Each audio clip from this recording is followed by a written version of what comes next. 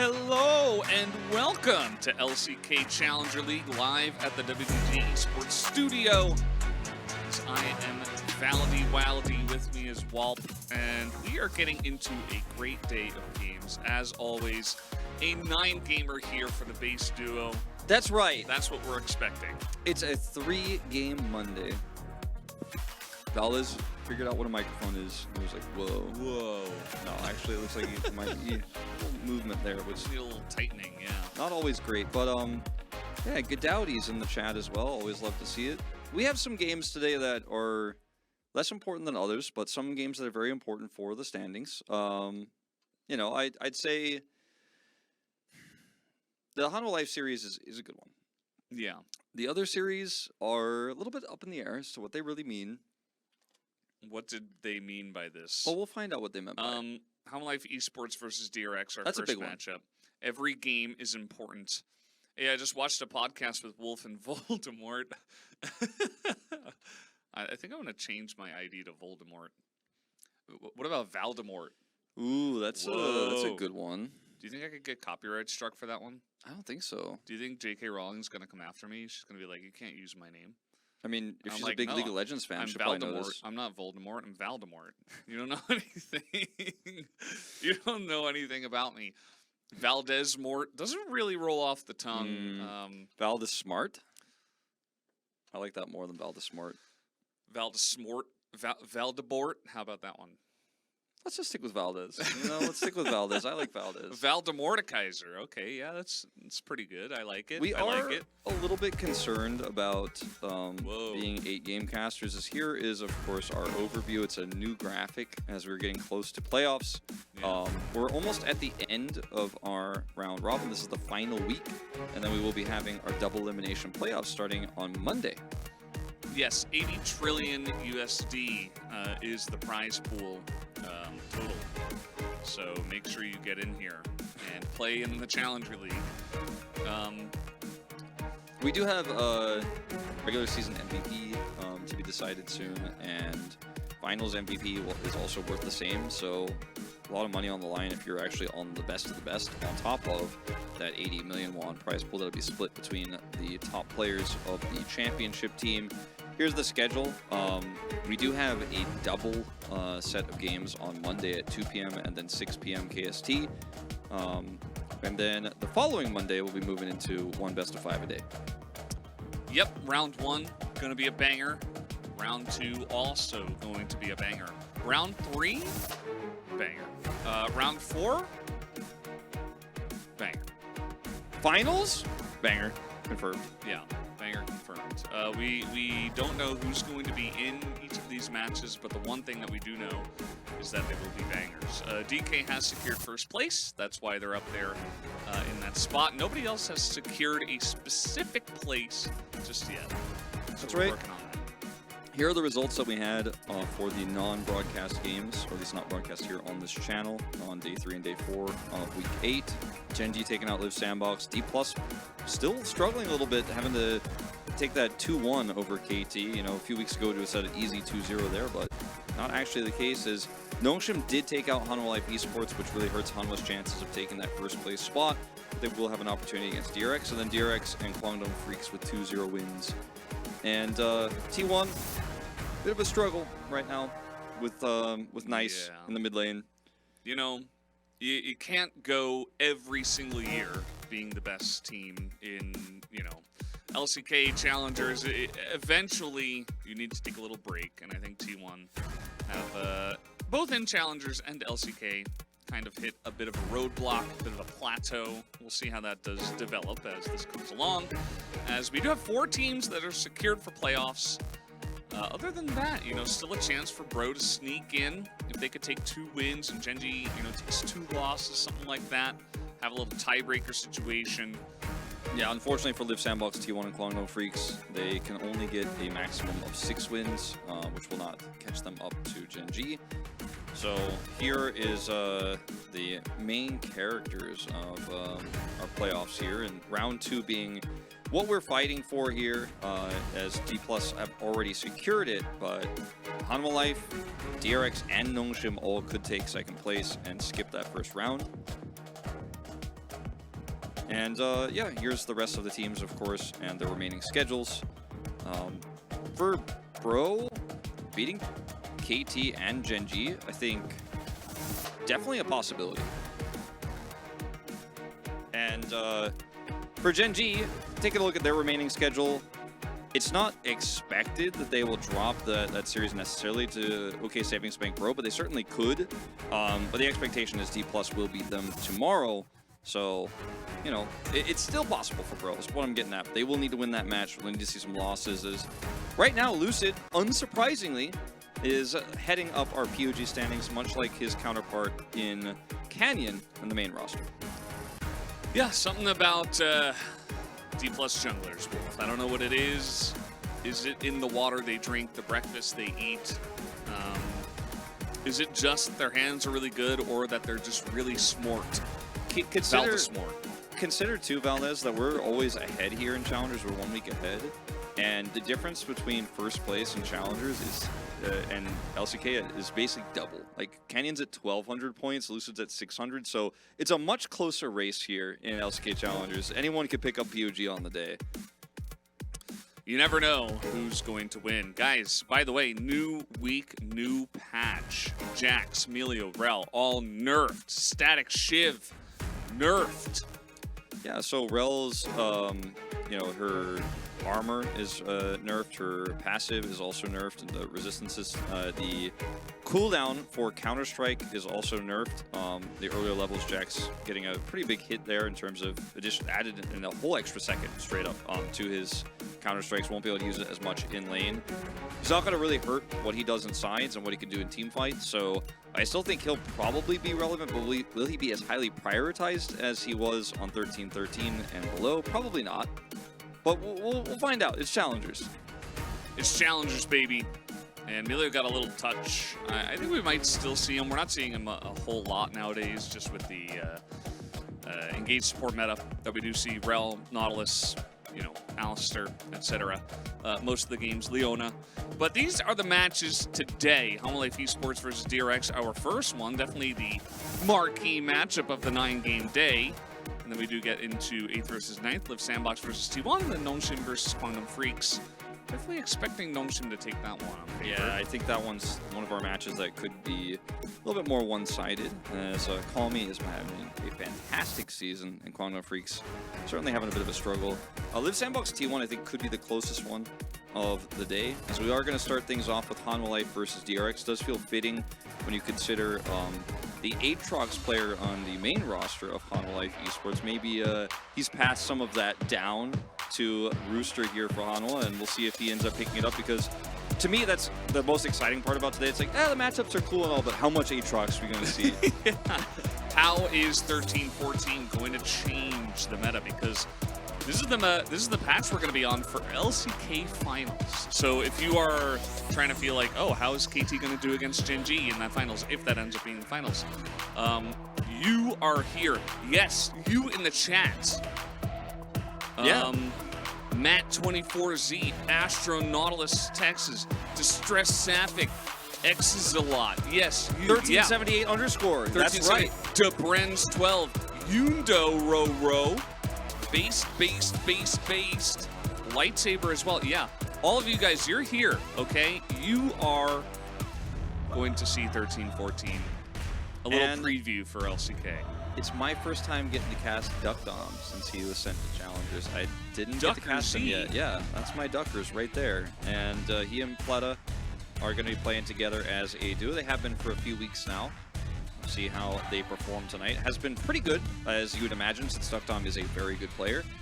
And Frog, one of our new favorites this season, Frog. Let's see how good his Aatrox is.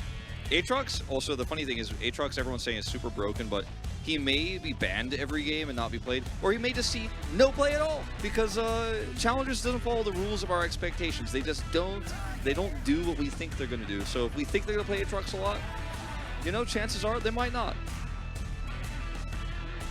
What does that even mean? What does he mean by that? What did he mean?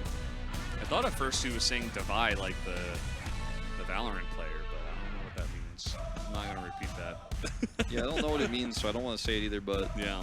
Ready for some sponging. Yeah, we're going to get some sponging, some frogging, some duck damming, and of course also some Hanwha lifing. And they've been good as well. They did lose to Nongshim recently. Yundo was pointing out that might have been the series where they played Zach, rather. I almost said Jack. I almost pulled a wolf. You pulled a wolf almost. Imagine if you just play only in the Korean client for 11 years. What happens to your brain? Yeah, it does really mess with you a little bit. Guwon versus Sponge is the key player matchup here. And again, it's all about getting that second place here. The race is on for these two teams. Guwon was a very good jungler who got replaced by Grizzly very briefly until Grizzly went up to replace Klid. So Guwon, until he transcended. Yeah, he became the singularity happens to him. Yeah, he just went straight up. And now Guwon is back in that mainstay spot, but I think he's a very good player. I think he wasn't that much worse than Grizzly by any means. And in fact, I think he has some strengths that Grizzly doesn't have. I think his early game pathing is a little bit better. But in terms of mechanics in team fights, for example, on carry junglers, definitely going to give the edge to Grizzly on that one. See how Guwon performs here tonight against Sponge, who's so good at objective steals. As we're just jumping right into it. Sponge. Yeah, I'm glad to see Roamers back in mid lane. Last time you and I, Wolf, we casted Home Life Esports, they put in Loki for the series, and they actually dropped the game.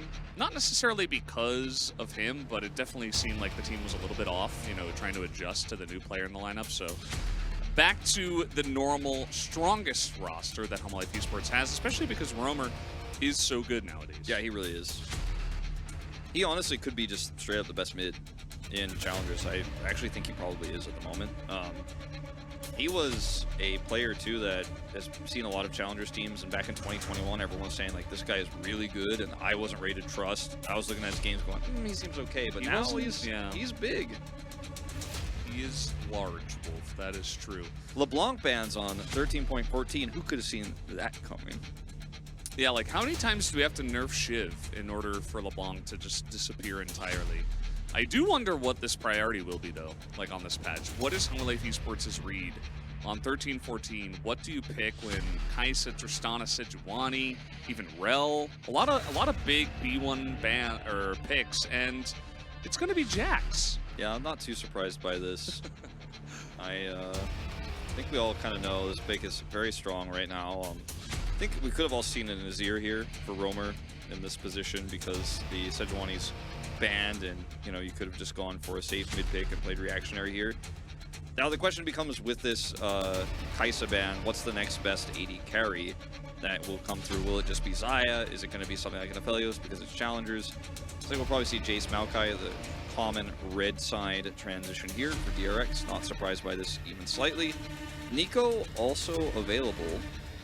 So, yeah. I mean, a little bit tougher to play that into Jace, but I think you absolutely can. You could also just push it into the jungle.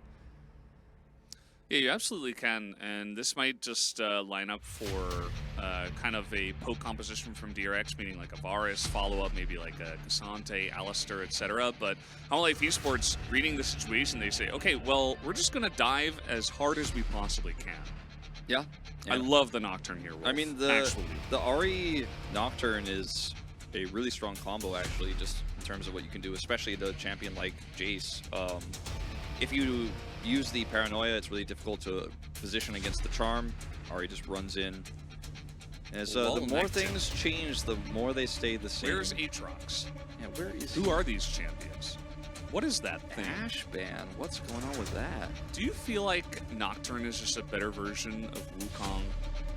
Where you like kind of have to wait for level 6, but then once he hits level 6, like not in terms of exactly what they do, but in terms of like the power pacing level and tempo of the pick from the jungle, especially with the Ahri. Like we used to see Ahri Wukong all the time. I feel like the Nocturne, really settles in there. He has the fear, at least. Like that's the one thing that Wukong doesn't really have.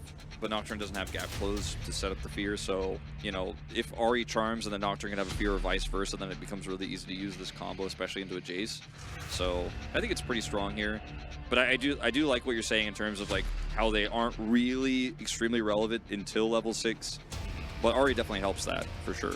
So we saw with the Renekton pick coming out that they ban away the Varus. That seems like a very easy first ban, and then the Ezreal as well, just to index even farther into 80 carry poke champions. Yeah, especially with the Maokai here, I think it makes a lot of sense. But that's going to leave the Xayah open into this dive. Seems like a no-brainer. I would rather see a Xayah ban than the Ezreal ban, to be honest, because of how good Xayah is into this comp. I am Troy Pika is getting in there. He's like, Xayah, Xayah, Xayah, Xayah, Xayah, Xayah, Xayah, Xayah, Xayah, Xayah, Xayah. And they went Xayah, as it turns out. It was a pretty easy read. I like Sivir here more than Jhin. The extra wave clear going to feel really nice. Zeri also Zeri, really good angle. nice, Yeah, Zeri Yumi. Duro. He got the Crank banned away from him, so Crank. he this is also good. It's just really heavy index into more and more and more and more dive. The Rakan, great layering with everything else. It is kind of really like hard CC engage, whereas other champs like the Nocturne, like Jax has it, but he's not as reliable. So I feel like they were kind of missing that. So Rakan shores that up pretty nicely. The DRX gonna look for the Renata here. Very strong anti-dive. Actually really like this pick. Oh, but they're just gonna go for Nautilus because they have to kill Zeri somehow, have to kill Ahri somehow. So a bit of a point and click answer here. Troy Pika knows. He's calling out the draft as soon as he's gonna start casting from the chat. Yeah. He read their minds. I actually really like the Renata though. I feel like it was really nice into all of what Hanwha Life is doing, and you know, you have some engage with this Nautilus that you don't otherwise really have a great amount of as DRX. You have kind of like, you can't move now with the Nature's Grasp, but otherwise it was a little bit limited. And yeah, Renekton can maybe get on top of somebody, but good luck trying to stun a Zeri. So I guess the Nautilus has its power here too. But now... WTF2 Rakans. Yeah, now you have to split here for some reason. Two Xayahs as well. Well, one Xayah and a Xayah ear. Yeah.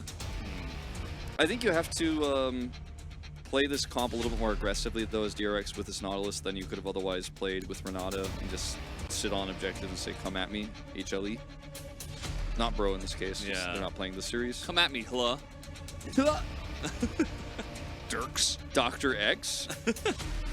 Hla versus Dirks. All of my non-LCK fan friends are always like, ooh, what's this Dr. X team? Like, no joke. They're always like, ooh, Dr. X, that's a cool team name. I'm like, no, it's DRX. Yeah, well, opportunity missed, I guess. Maybe they can change their name again in the future, as they have many times. When's Queen Zone Dragon X coming in? Ooh. When's You that know? one happening? Game changers? Queen Zone Dragon X, I like it.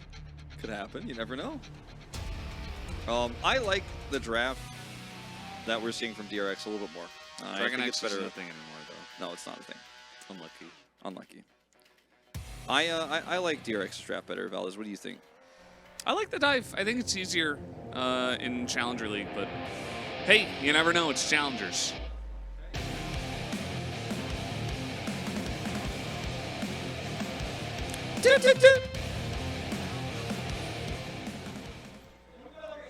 DRX, you mean Incredible Miracle, Longju Dragons, Kingzone, Dragon X, DRX? Yeah, Sonic something like Boom. that, yeah. Sonic Boom Sonic at the end, Boom, yeah. DRX draft feels objectively more powerful, and then it scrolled up too fast, so I didn't get to read the rest. Yeah, I think you can find angles for both. I do kind of like the hard dive in Challengers, because Nocturne presses are, you go in. But we've seen in the LCK, like, Konga Freaks tried to play Nocturne, I believe it was, and one of their guys would get caught, and then Paranoia would come in after, and then Gen.G just wouldn't go in, and then the guy would die, and it's like, well, that's not how you use Nocturne. Yeah. So also, this is probably not good. yeah, I don't think getting smacked with a giant mace over and over feels very good for Roamer here. Oh my god, Roamer. Whoa, don't turn back towards that. Yeah, so now you just don't get to leave. He's dead. Yeah, he's dead. What did he mean by that? What did he mean by that? Saytab is just like, whatever, get gapped. This is a solo queue game now, as he does this for 1/3 of his health bar. And so guess what? Do it again. He's now got level 2. Yeah. He has Corrupting Potion, so it's not like, it's like, oh, well, he killed, maybe he has to go back here. Now Roamer could maybe counter kill or get something done, force him to use his TP. Nope, actually, CTab just has insane advantages. Like, in pro play, something like this can cost you the game. Okay, Root comes down onto Duro, and he's going to have to hop away immediately. DRX, they woke up and chose violence. Yeah, they certainly did. Cold start there on the bottom lane, still getting huge value out of that one Nautilus engage. 5 minutes ago, well, that's probably the best mid right there, XDD. I mean, yeah, he was, just because he got gapped at level 1. From face-checking a Jace doesn't mean that he's not. I'm sorry to tell you that. Yeah. Sponge is a Maokai. He has been Maokaiing quite a bit. 5 times, in fact. He hasn't lost on this pick. So, everything is coming up DRX right now. Your production's like, well, by the way, the news gets better. Yeah. Oh, look at that. First time I see Jason Maokai on red side, you should watch LCK, man. Happens Wait, a lot. Yeah. It's a pretty strong duo. They get it a lot in the LCK. Especially because Kais gets left open a lot for some reason. Yeah. I think he might be being sarcastic, I don't know, but you can't not see it. It's like the strongest red side rotation right now is Rooster is going to be able to proxy this wave. You ever just pick Jax and then get picked Renekton into, and then you just slow push the wave and then proxy it? Pretty much every game, yeah. Are you also an LCK top laner? It's pretty basic. We saw Dorian kind of mess this up a little bit yesterday by accident, but didn't ultimately end up mattering too much. So you can proxy the wave, get that early back. Without the Renekton being able to freeze. That's the name of the game. Get a ward up as well. So lots of vision here of where Sponge is not, which is top side. Teleport going to come through here for Rooster after he buys Sheen. So rush that first like 30 CS, grab Sheen, and you're feeling pretty good. Red Rooster barbecue sauce. No, I don't think that's what he uses on his hair. Charm is going to miss here. CTab is just destroying this guy right now. 1Q comes in and Roamer, a couple of turret shots though, and immediately CTab is in a lot of trouble. Does not have flash, used it on the kill earlier on. So Guwon's like, yep, cool story on your aggressive trade. I'm here to help my mid laner. Ah, the tables have turned, Valdez. Where's that guy in the chat now? I mean, clearly Roamer that best wasn't mid laner. really a, nah, wasn't best. a good Roamer moment. No, it was, man. Clearly Okay, baited him. all Clearly right. baited him into taking a few extra turret shots. Yeah. Come on, Valdez. That's the best mid right there. Yep, absolutely. Planet getting a lot of value out of his passive, but they're still going to lose the trade. See, and that's a problem. Chat's getting it. Chat's getting it. Yeah. Best mid right there. Absolutely. Just let the Jace come in and take an aggressive trade on you, and just a bait for the Nocturne, who's pre-6 and doesn't have ult to come in and flash for the kill. Got him. Got him. Outplayed. Well, Pleta. where's Fanker? Wait for the second series. T1's playing that. Pleta's gonna hold this while Berserker Greaves get picked up here for Duckdom. This is a fairly risky thing to do. We are very good at caster cursing, yes. Dang, I didn't know Duckdom was in CL. Loved watching him play. Yeah, well, they did bring up Paduk, and because of that, Duckdom went down to CL. I'd say if you have Duck in your name, you're a pretty good chance to land on the spot on DRX at some point. So, let's go for it. Yeah, CTab, even though he died there, still feeling pretty comfortable into an Ahri who's just sitting on cooldown boots. And I'm going to see that pressure continue to be applied here. And with no punish of Duckdom's back, he gets back to lane with Berserkers. And they might actually just be able to set up for an early Drake here. Sponge pathing towards that. And it's really going to be about whether Lure and Duro can make something happen here in the next few seconds. Otherwise, I think that prio just goes over. As Roamer will hit level 6, and Guwon in the vicinity, CTab going to let that push through. Might just be a trade of objectives here. Still a little bit of time left on that Herald. Challengers things, just we had a little bit of action, now we're just kind of chilling. One's level 6. Is now the moment. No, we're taking the Raptors, the Roosters. Yeah, it looks like they're just going to do the dragon as I suggested, and Guwon is going to, without flash, not go for the commit there onto the Jace who was hovering turret. Here we go. All right, I guess. Are we fighting?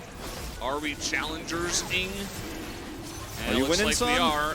Ult in. Yep, there it is. Smite is late, so they're going in on the Xayah, who is not level 6, and he's just going to flash away.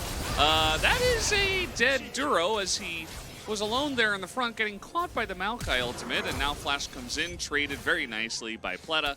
Roamer has to use his, and all of a sudden, DRX are off to the races.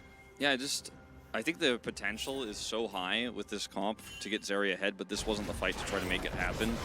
They really over-indexed into this Drake, so they lose the Drake. They end up giving over another kill to this Jace. And a lot of map control as well. As you can see, Sponge going to try to take this red buff away. Should be successful. Watch it one more time. Control ward here in the pit for HLE, so they have some vision. Duro's wrapping around, and the ult comes through onto the Xayah. But guess what? There's a Jace here. He's going to do a lot of damage. Duro decides he's going to go in. Gets caught by the end of that Nature's Grasp, and will, of course, die. But even if he doesn't go in there, you're probably going to lose somebody there because, I mean, Ahri is super low. The Jace is ahead, and kind of walked straight into that one, unfortunately. Yeah, definitely felt a bit forced, as Pleta going to be the best support in the world because he actually blocked a bunch of stuff for his AD carry. That fight did go pretty well, and DRX are enjoying a very nice lead. It is a singular Hextech Drake. I am curious how this comp of Humble AP Sports will turn out, though, with the Zeri getting ahead in the lane, and the Nocturne even picking up a kill, even though like the follow-up was not very good, obviously. I think they still have some angles. It's challengers after all, so I think we gotta wait and see what these mid-game fights look like. We have no idea really at this point, but we have some information, but it's not enough, you know? I wouldn't feel comfortable like being a weatherman and trying to forecast what's gonna happen next, but I will tell you guys that it does feel pretty good at the moment, though, for DRX. A good start, that first Drake, and now everyone's grouped up back here again. Sponge has his ult again, and they can contest Rift Herald for both early objectives. Really hard here without Paranoia. It's coming up in just a second for Guwon, but no one else is here, and you'd love to take this fight and somehow get your Zeri accelerated, but you're not going to opt into it. Not yet, at least, as Dukdom knew that Lure was still down there for a large amount of time, and it will be like a scuttle they pick up, I guess, in trade. Doesn't feel great. Yeah, they're not really getting anything in trade. The scuttle, as you mentioned. I mean, I don't think they even got it. I mean, eventually they will go on now coming over, but it gives more XP to the jungler. That's something. Yeah. Upgrade Lure's that like, Paranoia. no, I'm going to take it. No, he doesn't. You know, you would think with the roam up to the Rift Herald from Pleta that Home Life Esports would be able to pressure the bottom lane, but that was not the case, so just a misread. Yeah. It's always one of the things that you learn when you're starting to become a pro is like, in solo queue, you know, it's like, all right, well, let's get these objectives, let's win these fights, let's get ahead, let's not lose lane. But then when you get to the pros, you're like, okay, they're getting something, what are we getting? And you always have to try to balance that. Like, League of Legends is practically a scale, where if the other side is weighing and you're not balancing it out, then you're going to be losing everywhere. And unfortunately, with the timing of how quickly DRX won and how decisively they won that Drake fight, and they were able to regroup, like, they get both, and Sponge doesn't even have to ult to secure the Herald, so he still has that. He lost nothing, so it does feel pretty nice. As top lane here, Frog is getting to the part where Renekton can be kind of annoying, but we'll see if he can actually make something happen here, try to grab a plate on this top side control he has right now. No wave, so probably not. It's very close to it. Astro Nautilus is banned from competitive? What? Why?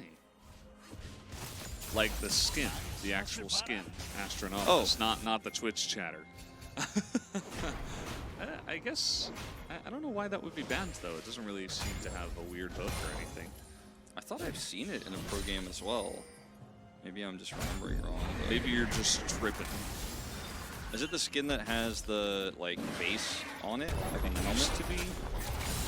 Pretty sure I just saw out of this play world. that recently. Yeah, I think that's the... Yeah, I think it's not banned anymore.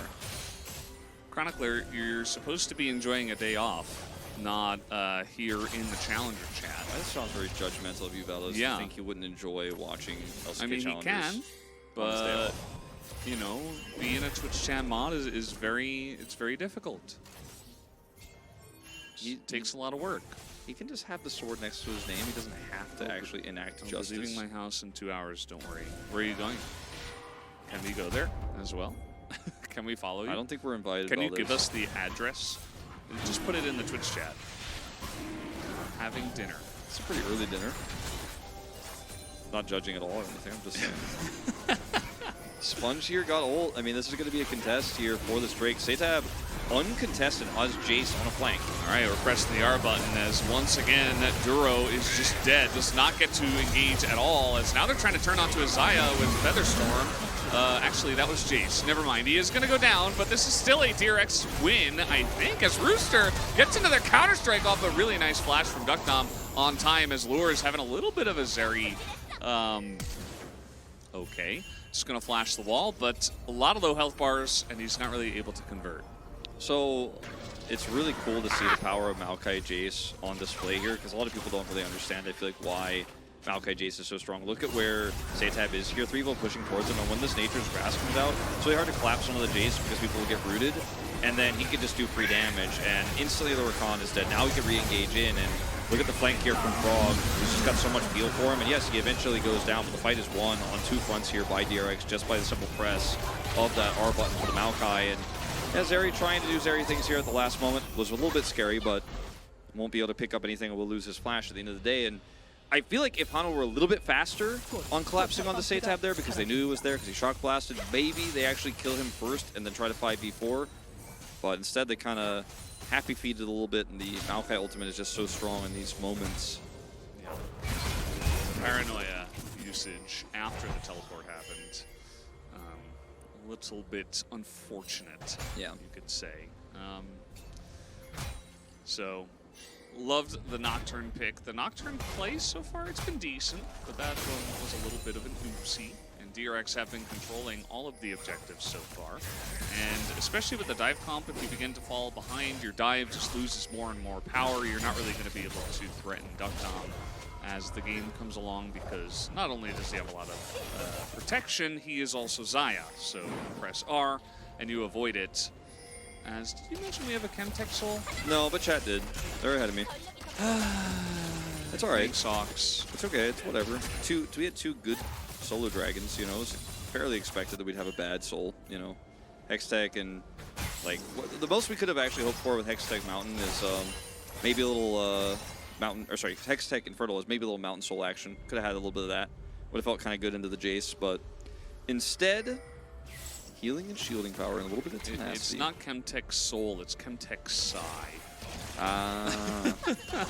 That's what I'm going to call it from now on.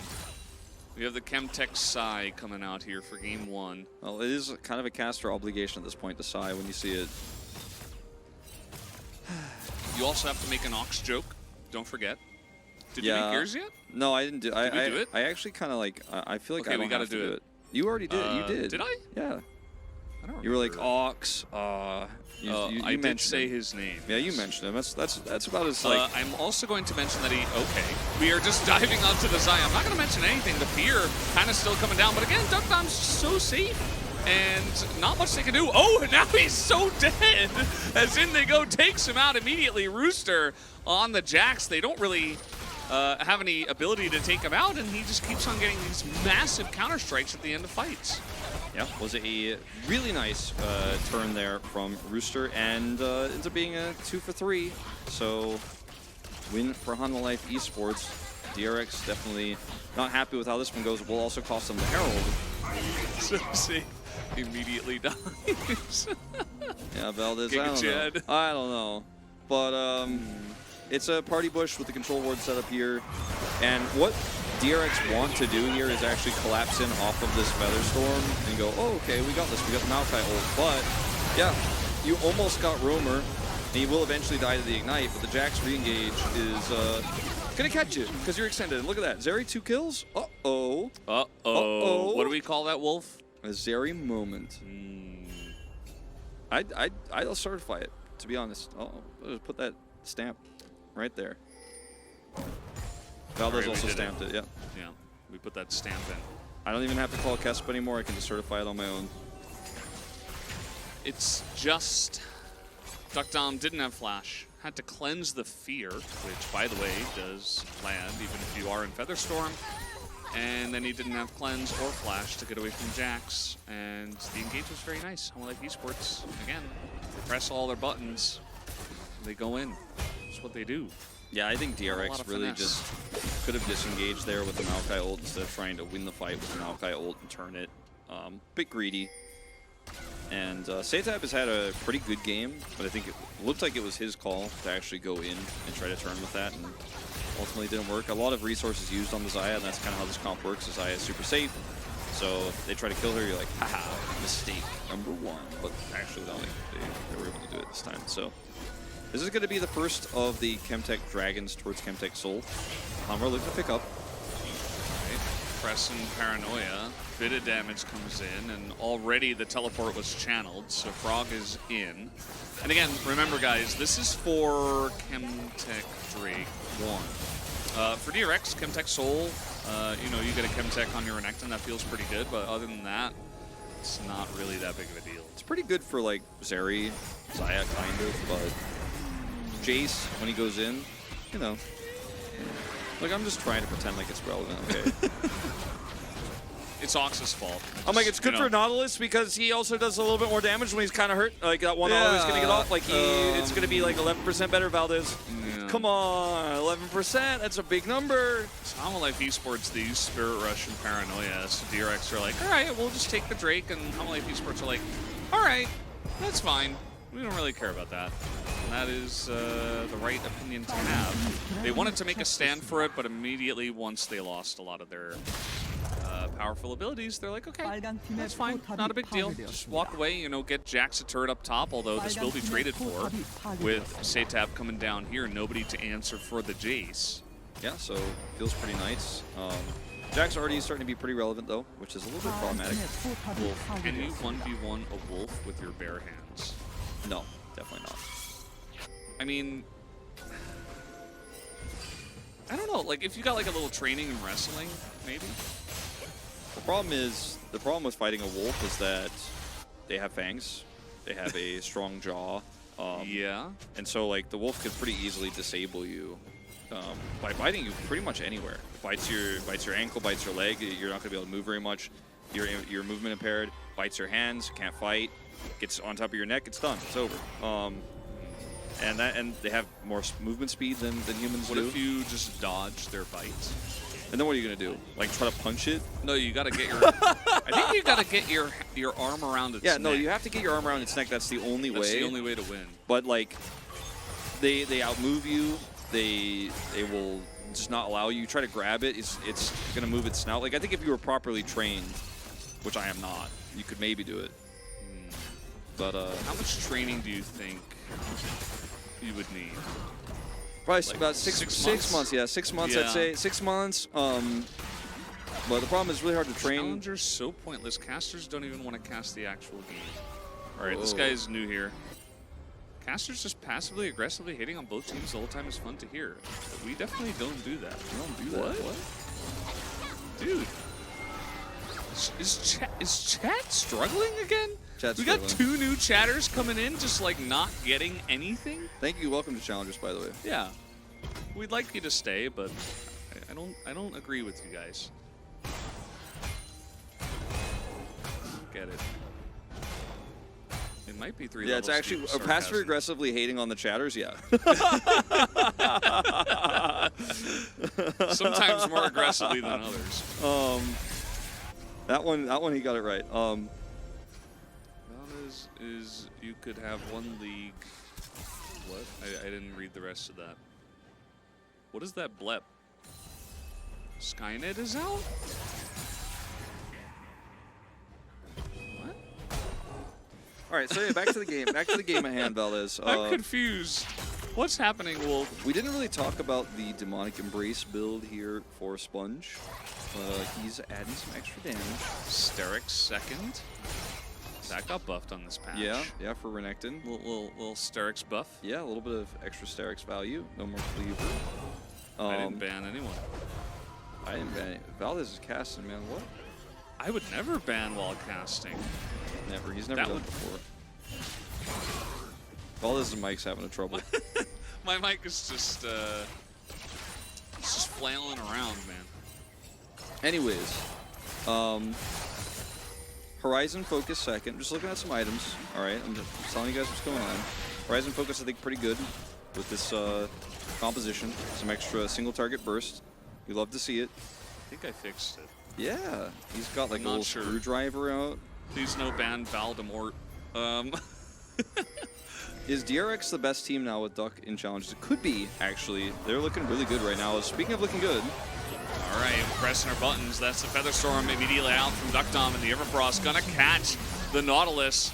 As now Hololive Esports, they catch the support here on the side of DRX, immediately moving towards the Baron, but a lot of damage already done. Yeah, the Shock Blast that hit there makes it pretty hard to actually turn this into a Baron play, especially if you consider those ults were used. No Ahri ult, no Nocturne ult, so with no Paranoia here, it's pretty hard to turn off of a Baron. So you got the support, but I don't think you're getting anything else. Jack's also backing, so no side lane pressure during this moment in time. Might just have to reset for the Drake. It's going to spawn in 40 seconds time here, and while it's not the most impactful soul, it still will be relevant, and I think Hololive Esports will try to deny it. Why did casters say DRX are good? They're good. They're a good team. Is DRX a strong team, Wolf? Yes. Yeah. Did we point out some good parts of their draft and how they could win in some of their win conditions? Yeah, actually, we did like that, their draft more, yeah. Sorry if you think that means they're going to lose for some reason, but I don't know, like... Come on, chat. I think that guy's actually being sarcastic, but yeah. I would choose Talia Wall. It's really fun. Just ride the wall. Like, I don't have to ride my car to work. I can just ride the wall and get here immediately. And then, well, after your move, I don't know if you. There's a giant wall in the middle of Seoul. Yeah. I don't know if Talia Wall is long enough to get you there. Might skip like the first 30 of your commute. My first message, call Chronicler at his dinner if Sammy Rel or phonetically Schmearl shows up in game. Yeah, Schmearl is... Got my finger on the ban button. No, it's okay. That's fine. No, Schmearl is totally not cool. bannable. No, yeah. It's not a bannable thing. Lure is on the interesting side of this fight. Like he's got 3 kills. He can do whatever he wants. Okay.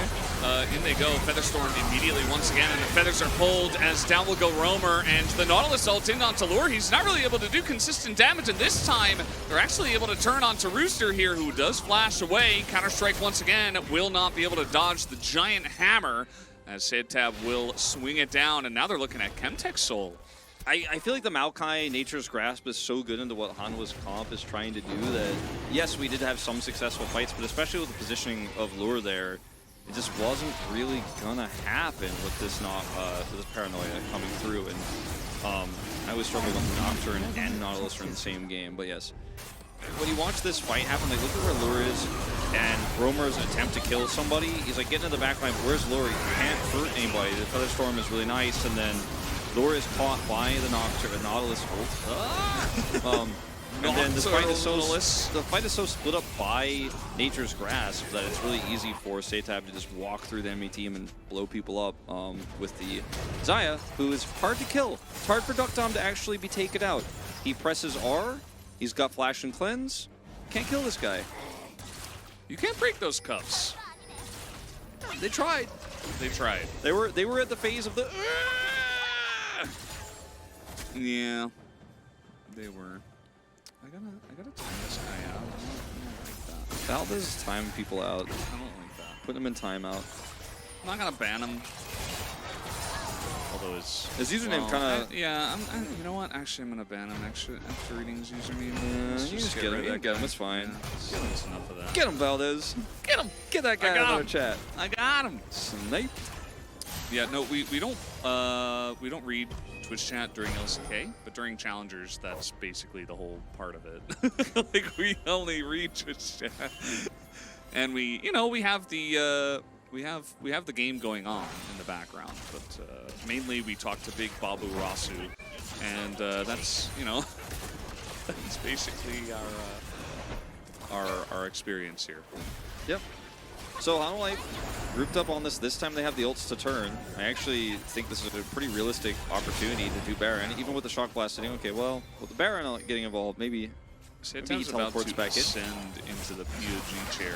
Yeah, he's doing very, very well. But Duckdom also, I think, kind of popping. It's DRX this draft. You know, you were saying the ease of execution for Hanwha's draft is there, but the ease of counter to the execution of Hanwha was by pressing R with Sponge. It's kind of easy too, you know, Valdez. That's kind of how I'm feeling. As Guwon waiting for an opportunity here. Roamer did teleport back in. Let's see if they can get the Xayah this time. Her cleanse is just now coming back up. They're going to press their buttons, and they go. You see on the left side, 2 people are zoned away, but the Nature's Grasp will be enough to push them away from the fight. So traded ults, but every time you go back to neutral, the Jace wins that one. He can shoot really far, and he does big damages. Zeri's trying to make an argument like, I'm also a poke champion, so, you know. Used to be. Used to be a lot more than she is now, which is hard to believe, but she could actually chunk half the team with one extendo. As this is going to be a Baron attempt here with no paranoia. Yeah, just, you know, just going to send it. And they don't have Nature's Grasp, so if you just dodge all the Shock Blasts, maybe? Looking for the turn now. They get in onto Sponge, but a double knockup comes in, and in goes DRX into that back line. They keep their Xayah safe, and that will be enough. The Zeri immediately going to go down, and Rooster is alone. Yeah, he's just going to get hammered down, and that's going to be the end of that. It is nearly a clean ace for the side of DRX. J-Tab's Jace pretty clean, Valdez. He's really good at this pick, even though he did overextend. He overextended that one time after getting the kill level 1, but we could forgive that. And he is just rocking Hanwha life. It feels like almost on his lonesome. They won this fight without the Nature's Grasp. And you can see Roamer here trying to suffer the flank is actually just collapsed on. And this is how you play against flanking. You just kill the flanker.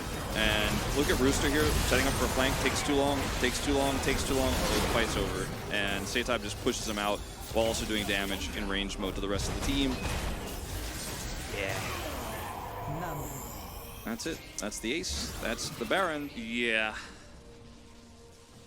And that was the end of that. DRX now really in the driver's seat. We might... I don't think we're going to get an Elder Flip, but we might get an Elder Dragon Wolf, where DRX just say, you're not allowed to join us in this one. And Hanwha Life Esports might try to force it, because they kind of have to.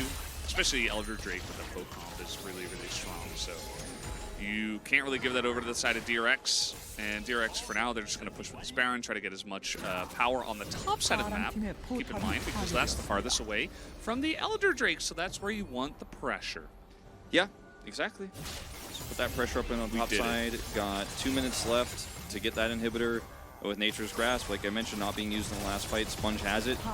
And whenever it gets a little bit tougher to push, he's just going to drop that down and we'll take the next turret. As they don't actually commit any further here, which is interesting because I think if Jax is on bottom right now, that's when you kind of go, ooh, we should probably like back off here and make sure he doesn't get that bounty gold. But instead, they just kind of back off early while he was on the top side. So they've now given Jax the ability to freely be on the opposite side of the Elder and have split push there. So not as ideal of a situation I think as it could have been here, but they still should be able to get prio for this break in 35 seconds. Teleport, of course, available for Rooster and Roamer. Come back into the fight. See if this Nocturnal is going to be the one, because we've seen a few attempts and it hasn't really gone too well for them. They definitely had kind of a step. They kind of had like a foundation of what was going to be the way they were going to fight team fights, and some of those mid-game team fights looked pretty good. But essentially just one or two of them going wrong, and DRX got enough of a lead that now, again, your dive just loses so much power. And yeah, the Jace is better than the entirety of the Hanwha Life Esports team right now in terms of the champion's power. Okay, let's see. Roamer is spotted by this sapling and a control ward. No real flank here, and I mean he's just walking into these. Yeah, he's having a rough one. Maybe a little tilted after the way the laning phase went, and he does have teleport, so he can kind of eat that damage and teleport back in, I suppose. And let's see how this one is going to go. Like we mentioned, HLE Esports, they have to fight for this one, but the Nature's Grasp is perfectly timed. The Smite comes in, and that's the Elder Trait for free over the side of DRX. A big knockup from the Rakan, but I think it's a little too late. As down will go Roamer as well. The Zeri just gets zapped out of midair. And that should be game number 1, Wolf. That is it. That's game number 1. Sponge, press an R, and ending the life of HLE every single time he does it. Setab pushing Roamer away so successfully there with the sapling power. Maokai plus Jace is so broken because the sapling spot for you. You have the Nature's Grasp to stop collapses. I think we're going to have to see some draft change-ups here for Hanwha Life in this second game. I think they'll probably pick blue side again, but I don't know if it's going to be Jack's priority we're looking for 2 times in a row here. A pretty one-sided game. And I'm going to go ahead and put in my POG for Setab right now. Yeah, that's a good idea. This game is pretty much over. Another Zapparoonie down onto Duro, and that is the end of the Nexus. 5 Drakes going the way of DRX, including the Elder. And yeah, no, that wasn't Chronicler, that was me. Just zapping people from it. Unban that guy who was speaking facts. You probably be careful with that one. DRX 1-0, and to be honest, I mean, especially from the mid lane, Setab getting that Jace, and I believe the Ahri was picked into it as well, and Setab was like, you don't get to do that. And he just kind of ran the whole fight the entire time. Every single objective setup, he was getting good poke damage done. His positioning was fantastic. He looked really, really clean. He woke up, like you said, at the beginning of the game and chose violence along with DRX, and yeah, it was unfortunately for HLE, even though their comp I think was good, it just got outplayed. And the Maokai into Nocturne, like they opted into this, and I didn't like it, but I was like, maybe they know something I don't know. But ultimately, I think they weren't able to find success in some of these fights. They sent it, and DRX were like, we're not going to receive that package. Put that back in the post office box, and you say, okay, I'm going to send it back to the post office. I'm not accepting your package. I think there's an argument to be made for Duckdom POG here as well, and also for Sponge, but I think Setab was the pretty clear choice for me. Absolutely.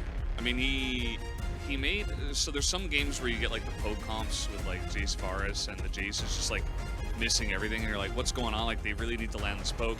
Setab was just hitting every single shot blast, and the ones that didn't hit were getting really close and kind of zoning them away, making it really difficult for HLE Life to even get close to them, especially from DRX's massive I hope lead. it goes 3 also, Chronicler, because we still haven't had our 9 gamer, and it's our last chance of the year, so I'm looking forward to it.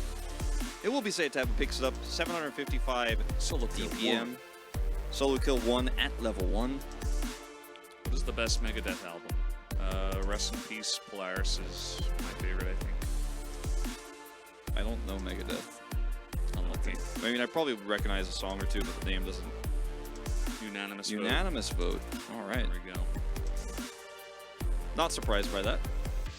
Are we going to 9 games? If DRX play like this again, might just be a 2-0. I don't know. I really liked HLE Esports coming into this series, but Roamer doesn't look at the same level as he was like 2-3 weeks ago, and yeah, it does make you wonder a little bit more about that Loki sub. Yeah, maybe something was going on where his performance dropped a little bit, and we didn't notice it because it was one of those days we don't broadcast here, and maybe he's just having a bit of an off end of the season, which I hope doesn't continue. But you know, I think the comp was pretty hard to play. It was good, like you said, but hard into the Maokai. Yes. Well, we are done with game number 1. Valdesport and Wolf will be back after this break.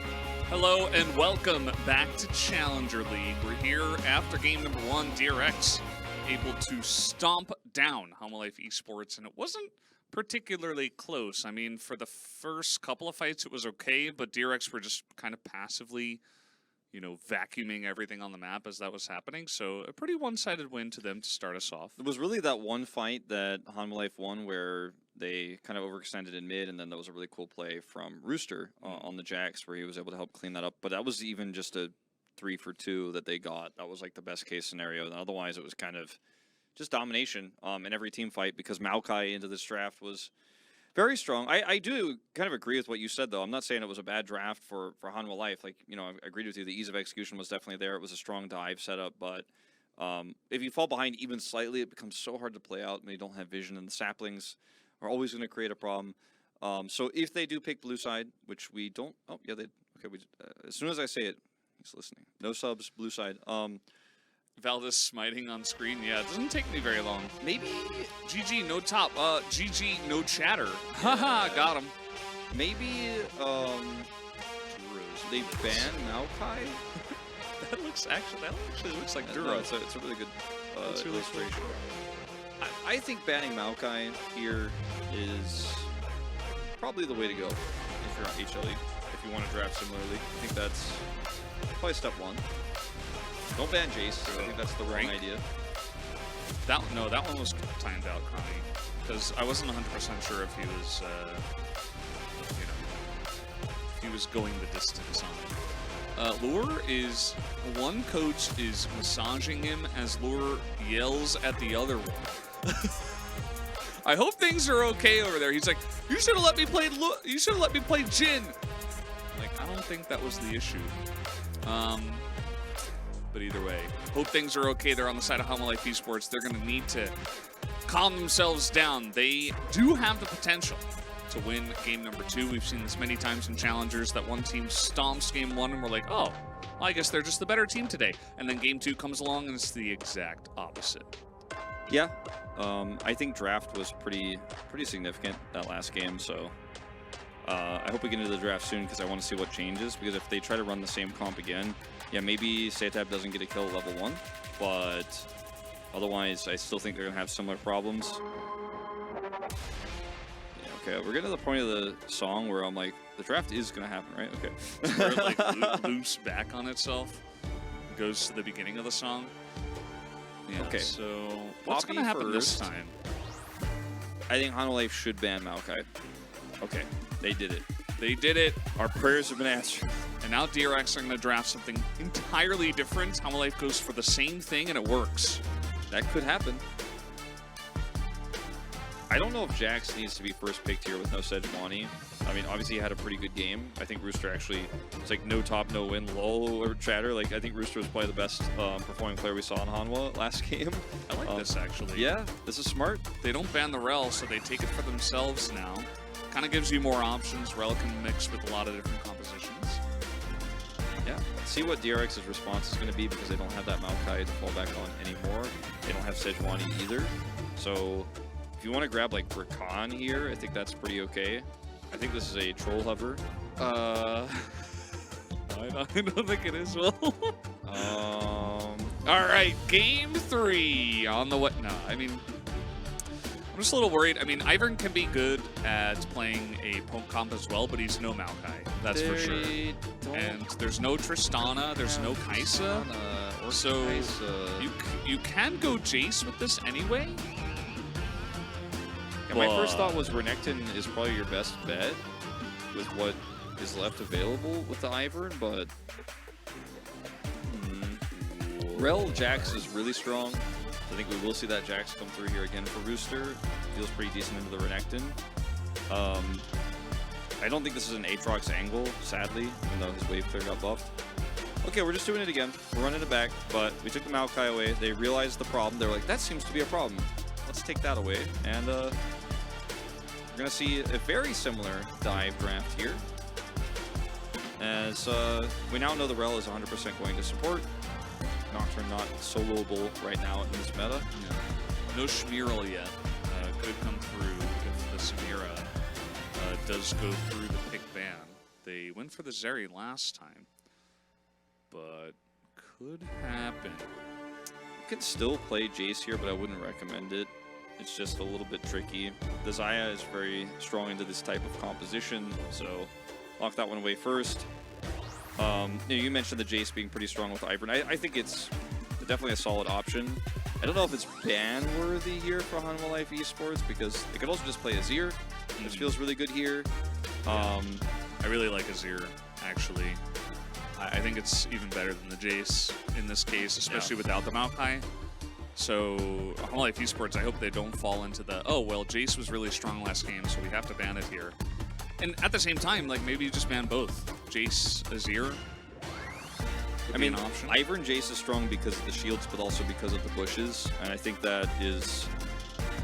What they're thinking about is I think the Rakan ban is definitely warranted. Like, that's a pretty safe call.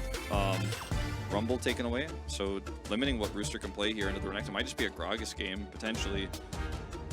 Is it going to be a Jace ban, or will we just see like a Nocturne ban? Or Nautilus? Why do I keep doing this? Nocturnalist? Yone. I actually think Yone is really strong with Ivern, but, you know, a little bit tougher to pull that one off into the Ahri. And I think that DRX should be confident enough to swap to the Azir. Like, everything we said kind of coming true in this draft so far here. Pretty easy call. Can save that final pick for the Nautilus for Zeri. If Zeri comes through, if it's not Zeri, still have a few other options. Like, Blitzcrank is still up, you know. If they go Nautilus, you have the Blitzcrank answer. Ashe. Ezreal. Maybe like Draven here actually kind of makes sense to me. No sense. Yeah, I don't really like Ezreal Rel. Ezreal. Jhin makes sense for the comp, but I don't think it's very good. I think going Zeri Nautilus is probably the safest bet here. But you gotta watch out for that Blitzcrank. Yeah, I mean Rel is up there. Yeah, true. And they have Nocturne. Yeah. All right. I'm trying to pick into Renekton. Yeah, I guess it is not a support pick they're looking for. Looking for the Renekton counter. That's right. I lost my marbles there for a second, Valdez. Don't do it, Cronny. Okay. Cassante, I think, is fine. Yeah. They kind of changed the identity of the comp. Well, it feels pretty easy to pick Nautilus here now. Yeah, don't have to play the Blitzcrank. Pick Nautilus. Blitzcrank is fine too. I actually think it's okay. But Nautilus is safe. The Nautilus? I guess I kind of got caught up in the Nautilus because I'm like, it's so good for DRX that you want to pick it away here, but forgot that Rel is not flexed in this draft anymore. And could have been Nocturne top. Yeah, probably don't do that. Definitely don't do that. Go listen to Wolf. So there are two wolves inside of me. Yeah. There are apparently two supports inside of HLE's comp in my mind. This draft for Hanwha Life Esports feels a lot better than their last one into what DRX have, because it's really easy to dive Ivern as long as he's not in his bush. Like, he's very squishy, very difficult to protect him, even with the Azir, because if you're Azir ulting a Nocturne and got on top of your Ivern, like, you're probably losing the fight. So, really hard for objective setup here for DRX, I think. But if they get ahead, it becomes kind of easy. Just put bushes up and sit in them and watch Hanwha Life struggle to actually ult anybody. So there's good parts of Ivern in the Nocturne, and there's bad parts for the Nocturne. So early game super important is what I'm getting at here. Yes, absolutely. I think if DRX get past the early game without like getting dove too much and too often and without losing the jungle, might just see the 2-0. I think there is definitely a really nice angle for them as this game comes along. Pretty obviously just with the Azir Xayah, and you've got the Ivern for support. A strong front line with a lot of agency. It's just a very nice, well-rounded composition. And Hanwha Life Esports kind of doing the same thing. This time hoping to do it a little bit better. They did look a little bit ticked off after game number 1, to be honest. But let's see about game 2. Hoping we see a better showing from them. I don't want this to be a 2-0 stomp. I don't think it should be. I want Hanwha Life Esports in that race to round 2 to make it competitive. You don't want to see me do a play-by-play in Korean. Either way, guys, we are ready to jump onto the rift for game number 2.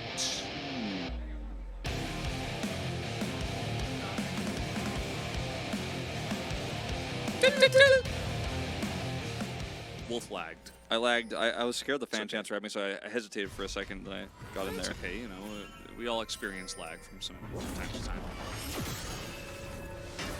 Actually, but in Korea, we really don't that much. Yeah. What was your favorite SC1 unit? That's actually a really tough question. I'm gonna say the Reaver. 미니언들이 didn't play a lot of 생성되었습니다. Honestly, like, for how goofy they are, but like how cool they are at the same time, probably the Dragoon. How about all-time player in SC2? That is a really tough one. I might have to go with Bjorn. I really, really enjoyed watching Bjorn play, winning without a team. What about Fruit Dealer? How about And ST and MVP definitely up MVP, there for me, yeah. for sure. I'm gonna say MC. He's kind of the guy that got me really excited about StarCraft 2 and GSL. And then he became a LoLcaster there for a little bit. Yeah. Actually, don't know what he's up to these days. I saw him on some content. He might be He's casting around. like LPL. I don't know. I know JYP still is. Any Marine King Prime enjoyers? Yeah. I mean, at the time when he was at his peak, a very, very strong player, very fun to watch. Not the greatest end to his career, unfortunately, but as a player, very, very strong. Yep. Zaya, 5-1 here for Duckdom, picking up that win in game 1 as part of this. Max was saying he hoped that Frog gets 300 kills with no monetary influence, of course. What do you think about the chances of that? 300 kills? Yeah. I'd say about 0%, unfortunately. I'd say there's a non-0%. Do you think it's like actually 0? So, like, if Rooster and all of Hanwha Life Esports just repeatedly ran up to his turret and he had to, like, auto them and they just all died repeatedly and he got 5 kills per, like, think about how long it would take for them to respawn and walk back. So, like, they'd have to do that 60 times. It would take about a minute every time, right? For like respawning and Yeah. walking all the way up. You got to do that 60 times. So it's at least like a 60, 65-minute game where And the that's- enemy team is feeding the entire time. That's assuming, of course, that, like, you know, the rest of the team doesn't just end the game while that's It happening. would have to be planned. So I'm going to say 0. I'm going to say 0. Zero's in a lot of trouble. Just rooted up, zoned up. Elects to flash at the end and then dies anyway. First blood going to be given over to Pleta with the Ignite kill. Bit of a panic flash there. Definitely, you got to flash those earlier. You got to avoid those last few autos. If you flash that late while the Ignite is ticking, better be 100% sure you've got it calculated. He did not, unfortunately.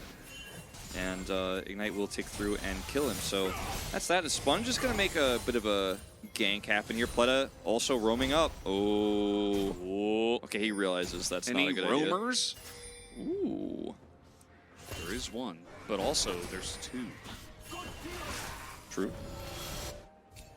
He wants to stay here. Yeah, gotta get back to lane. Gotta go with your Zaya down in the bottom lane. Nice positioning from Roamer on the top side of the lane as Frog gonna take a turret shot. It's fine, Rooster low on mana. Frog is still with a potion. Frog Just uses chilling. Fury. He doesn't care about mana. He doesn't let the wave push into him really. Misses the cannon. Wave's still gonna push him. Kind of a little bit confusing. Really wants to keep the pressure on, I suppose. He wants Sponge to be able to come up here and be unseen. See him rotating over now. So if you push the wave through, then he should be able to come over here undetected. Yeah. I think Rooster might kind of be getting an idea about this because of the kind of weird movement we're seeing from Frog here. But he has gotten into this brush undetected. Setting for the stun into root. Oh, Cassante. Riot. Riot, come on! Sponge walked all the way up for this. And he just is like, Renekton stun. Whoa. Can Hanwha Life Esports win this map? No. It's impossible, actually. No way. What? Yeah, you know, just Better's first time chatting. Just like, oh, can this happen? I want to put my house on it. Yeah, probably don't bet on CL. Till the Nexus falls, anything could happen. I am It's Challengers, baby. currently favoring DRX at this moment in time, though, if I'm going to be honest with you guy in the chat. Looking pretty good with that early kill. as well as the draft. Not stumbling here in the early game, which was the biggest concern. Obviously, once level 6 gets hit for Guon, that's when the biggest challenge will come through in those first few objective fights. Speaking of, a little bit of prio here on bottom side, but it is a Chemtech Drake, and no heavy commitment to it just yet. As I say, the Sponge is heading in that direction. And Satab hasn't been able to get Roamer's Flash or used his ult or anything like that.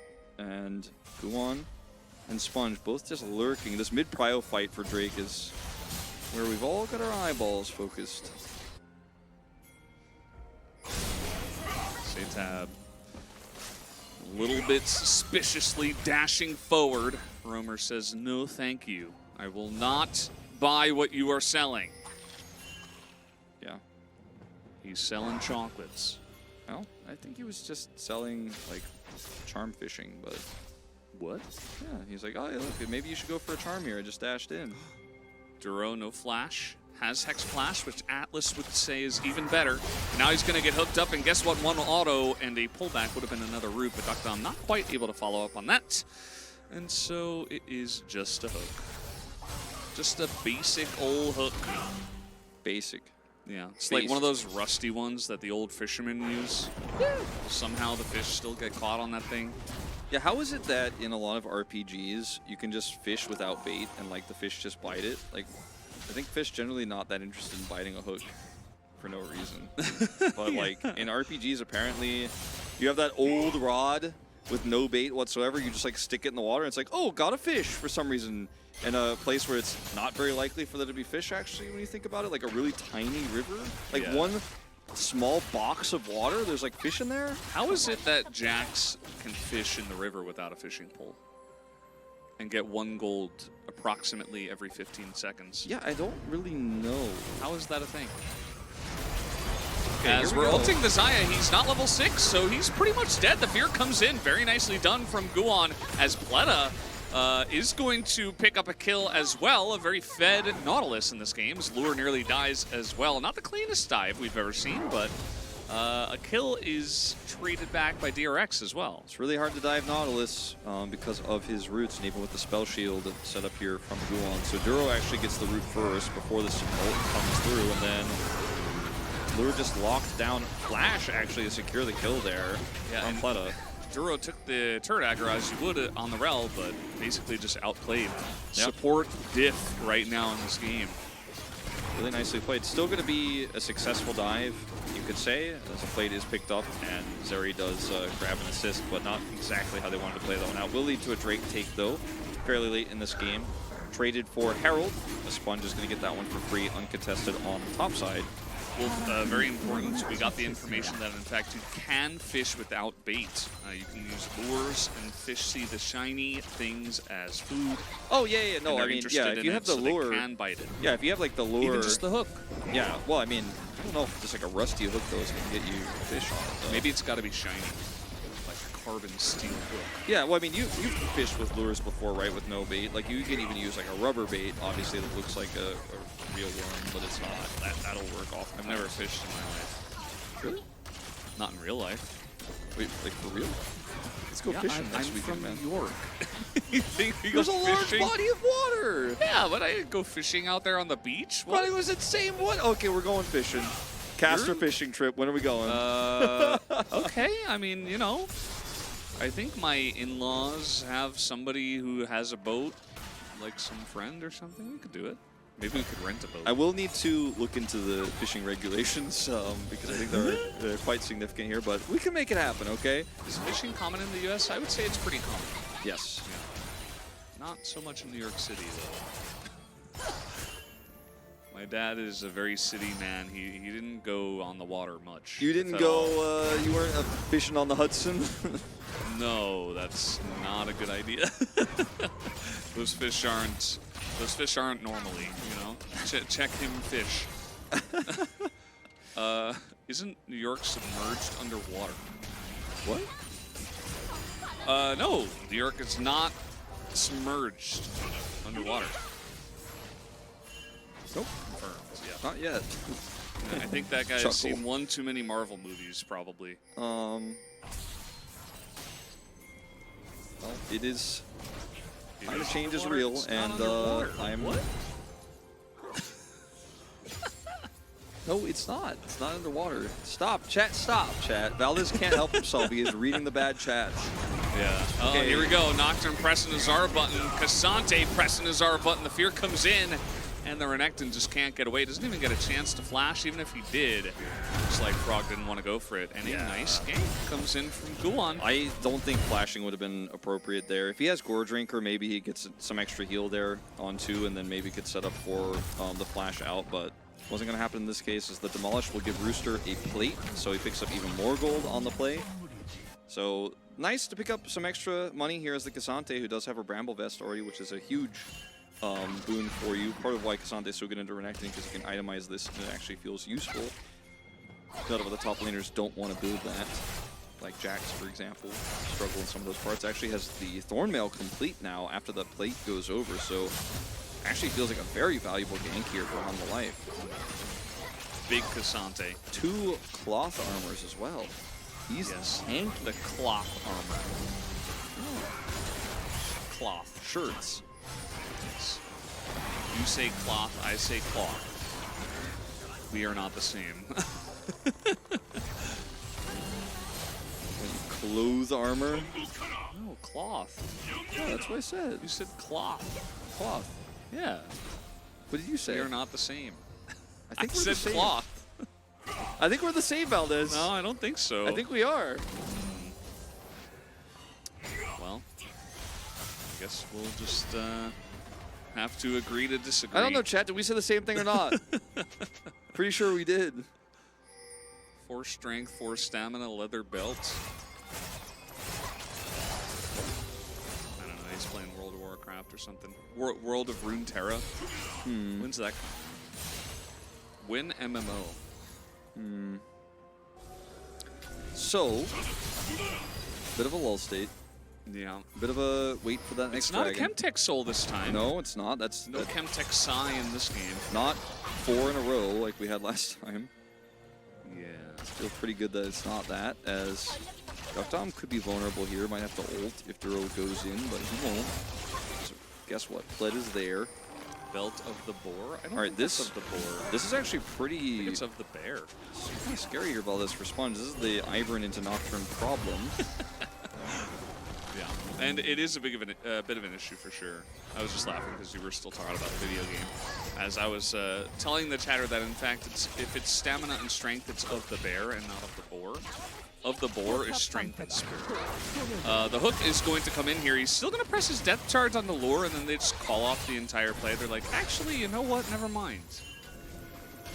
Yeah, no. All right. All right. So Drake's up. We're just going to take this instead, which I think is a valuable choice. Azir not in position to look for a big ult or any sway in this fight. And this is kind of power of Nocturne versus Ivern in these mid-game scenarios where what can Sponge really offer in this fight? Not a whole lot, especially with no poke setup here and no bottom side control. Whereas Guan is like, if you guys come anywhere near, I will force you to use summoners. And ooh, it's Hextech Soul. We went from a low roll to a very high roll here. And this time Hanwha Life can be very happy with a 2 Drake lead. Explain your duo name. Fun. The Cringe Duo? The Cringe Duo? Papa Smithy's here. I just want to tell you, I'm going to go against the Challenger's code. I'm going to tell you that Satab looked really amazing in Game 1. You might want to take a little closer look at this player. He's really strong. Here's English is pretty good. I actually have no idea about his English. The Rift Herald is going over here to Hanwha Life Esports. We do have some Ivern brushes set up. They are going to look to fight this one, it looks like, with a flash into the double knockup from the Cassante is massive, as that is the cleanest engage we've seen from Hanwha Life Esports all day long. It's not really a good idea to try to fight this as DRX. You didn't have any control. You let the Drake go. You didn't set up for Herald, so you let them get Herald set up and then kind of walked into a Rooster angle. Yeah, he did the most damage. Okay, well, he did not do the most damage, but he basically did the same amount of damage as Zeri in that fight. So we set up bushes, but what does it mean? And look at this. He's just like, I'm going in. We're on this Herald. We have full control. Pulls back the Ivern. And Zeri ult is big. Magnet Storm here for the follow-up. That was just everyone working in tandem. And hey, that's the power of Hanwha Life Esports when they're on the same page, when they have a lead. The lead has kind of exploded. Started off pretty well in the bottom side for DRX, but everything else kind of on fire right now. Not in a good way. Yeah. Just to clarify, just to make it known. Yeah, I don't know how to say that in a negative way. Like they're on fire. Like a house being on The fire. house is on fire, Yeah, that's pretty negative, I would say. But if you say they're on fire, it means they're on a streak, right? Yeah, that's why I clarified. You know, just make sure everybody knows that I mean that like these the lane state is kind of like a fire needs to be put out there. Like we need to call the fire department. So Papa Smithy wanted us to explain the Salmon Bros duo tag, but I think he knows about that. Yeah, he knows about that. We wore pink clothes in Pro League. They were salmon colored. Yeah. Not just pink wolf. I think There's a difference. Might have been the one to start talking about salmon color, but I don't know. That was you. I mean, I came up with the term Team Salmon, but I don't know who first decided the color was salmon colored. But you? Because you said it was Team Salmon. Yeah, and I said if you want to join, all you have to do is wear the gear. Yeah. And the gear was salmon colored. That's why it was Team Salmon. Yeah. That's why you named it Team Salmon. Yeah. You're just talking about you didn't actually say it out loud in the cast. You were more like, you have to wear the gear. Yeah, no, I mean, I just didn't know, like, I always just thought, well, once we decide our clothes are pink, always, and then they were for multiple seasons, we went with it. And we never talked to the production about it. We never talked to Spo TV, like, hey, like, you know, we're kind of doing this pink thing. They just kept giving us pink clothes. We never discussed it with them. And we're like, we're still pink forever. Yeah. It was wild. Well, salmon. But yeah, I get where you're coming from, Wolf. Yeah, Team Salmon. Yeah. And we got to bring it back one day. There have been days where I have worn salmon-colored clothes. I think I have a shirt that's relatively salmon-colored. It's just a T-shirt, but close enough. Next time we're on the desk together, let's do it. You know, we should. We actually should. And then G-Sun can put a salmon on the TV behind us. Yeah. They've been getting better. They were putting like more and more different kind of pictures up there. Like Nongshim one, they just randomly put up hot chilies up there behind us. We're like, ooh, that's interesting. Without telling us, pretty cool. Grizzly. Yeah, grizzly every time. The cool bear. A grizzly bear with Riz, yes, thank you. Is Lore coming back next week or 2 weeks? Next week. It's happening. Should come back. Yep, Wide Boris. So, right now, we're setting up for this Drake. I mean, there's no control here for DRX whatsoever. They're trying to do some bush stuff here, but they're just going to get completely spotted out. And if they can't actually get onto these objectives first, this comp is really going to struggle. This Ivern pick is not doing a whole lot. Wasn't a big fan of it. Yeah, they really need a lot of time, especially because he wants Shirelias. I don't know if you mentioned this. No, I didn't, but I mean, it's fairly common, but it doesn't really... It's like a disengaged Shirelias. It's like, oh, they're coming at us. I'm going to pop my Shirelias so we're really fast. I think it's good with Renekton or Jax if you're playing that, but it's hard to set up for fights when you don't have any control at all. As Frog's going to maybe get a turret here. Will be first brick. So that's something. That's a W. We'll put that in the W column. We have a very important question. Why does Wolf give heavy fish on the weekend with beer on the side while their child complains because it's been 3 hours without a catch vibes? Why do you give those vibes? I mean, that's kind of my vibe. I don't have any kids. I don't go fishing on the weekend, but like... But that's the vibe? Well, honestly, if somebody was like, hey, like, do you want to go fishing with me and my son on the weekend? I would be like, oh, I'm 100% down. And the kids started, yeah. And the kids go, we didn't catch it. That's not the point, Johnny. Yeah. It's not the point. It's the experience. Kid's going to be on TikTok the whole time complaining about vibes and the fact that you hadn't caught anything in 3 hours. It's going to be a thing. It's going to happen. Even if it didn't happen, it probably happened in a parallel universe. Yeah, Let's be real. I'm wearing a big orange bathing suit. How big? Wait. I have a BlackBerry for some reason. Yeah. But I'm not using it. Do you wear the fishing hat? Yeah, oh, 100%. Yeah. Either that or some sort of hat with like a sports team that I don't follow. You know? Do casters I've got like know a Carolina Panthers hat how on for some OG reason. Silent Night 999999 is? I don't think so. Where is he from? Is he just from like the old LCK days? That sounds like a familiar chat name. Just been around forever? When did you start watching LCK Silent Night? How OG are you? Are we talking 2012 when the unknown casters were on there? Are we talking Monty, Doa? Okay, 2014, that's Monty Doa era. Wow, that's a long time ago. Yeah, that's almost 10 years Very ago. long time ago. Almost 10, you could say even 9. Yeah, almost 10 years ago. Yeah. I think saying almost 10 years ago is more impactful than saying 9. That's the kind of vibe I'm going to give off. That's why I go fishing. Yeah, you could say that. Yeah, I think almost 10 is probably. Do we have a base 9 system in our society or a base 10 system? A base We 10 do have system. a base. So I said almost 10, yeah. right? I'm a quarter till type person, not a 645. I'm a quarter till 7. Yeah, I'm more of a 645er, to be honest. I'm actually a 645er as well. I just Yeah. wanted to meme. OGN days. ... Back in the good old days. So Homolife Esports are kind of sitting around. They did get that Hextech Drake though. Yeah, it's quite significant. The next fight's the big one. And I don't know if putting bushes on turret and just kind of camping out is really going to be how DRX get back into this game. They got the turret for Renekton topside. That doesn't feel great. Like, this is a 2-item Xayah, but she hasn't been able to team fight because the fights are over before they begin. Redemption is done for Sponge now, so that's going to help the Renekton. And Redemption with Shirelias. Yeah, I mean, and a health potion Imagine for some if reason. you had a Moonstone for your healing and shielding. I think it's okay if they want to try to rush and engage with, and from behind I think it feels honestly better than Moonstone right now, but I like the crown build. Doesn't scale very well. No, but I like the crown build. Redemption, toss it in. Sayatap has to have a Emperor's Divide carry moment, otherwise this game is probably doomed.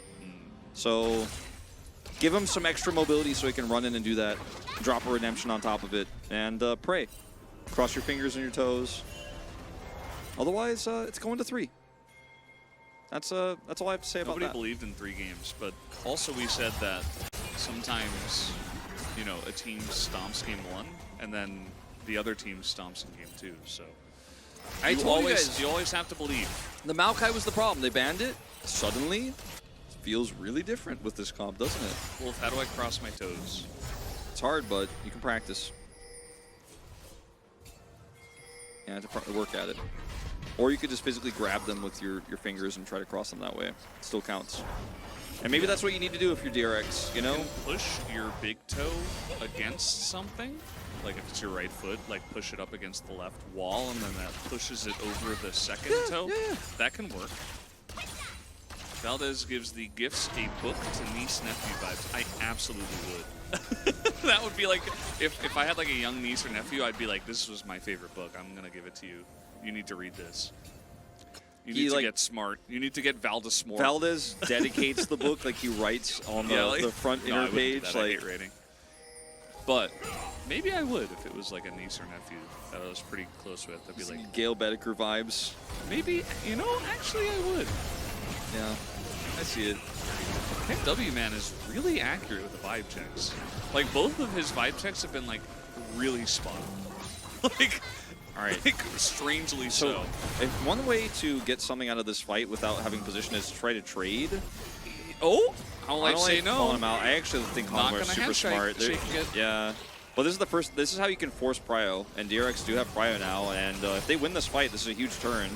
Yeah, and DRX, I mean, are they going to commit to it? They might be able to. They're going to try to turn on Taguan, who just, oh man, they're going to get knocked to the wall now as in goes Frog, and a 4-man ultimate in the backline, but the zero ultimate pushes everybody away, and the front to back here is so strong for DRX, but some of those low health bars, in goes Rooster, he is assassinating on the Cassante, and the damage is just there for Homolife Esports. They back away from the disengage and get back in there, take out those weak DRX members. Cassante, he's doing it. He's 3, 0, and 6. Jack shows plus Thornmail. How can you kill this champion who's got 1 insane second base cooldown. resistances? As, look at this, Charm goes through. Okay, but just watch Cassante in this fight only as Rooster's like, oh, look, the Magnet Storm. Let me go in. Oh, big damage. And then the Empress Fight says, get out. And he's like, yeah, but I'm Cassante. He gets knocked up. He's like, I'm Cassante. Let me go back in. Oh, kills Pleta instantly. He's like, I'm an assassin now. He's like, I did the tanking. Now I will do the killing. His W goes, ah! Oh, man. Well, Mercurial Scimitar? I mean, Why not? That's Hextech Soul plus Baron? you're gonna avoid the roots that are plentiful on DRX, I guess? Yeah.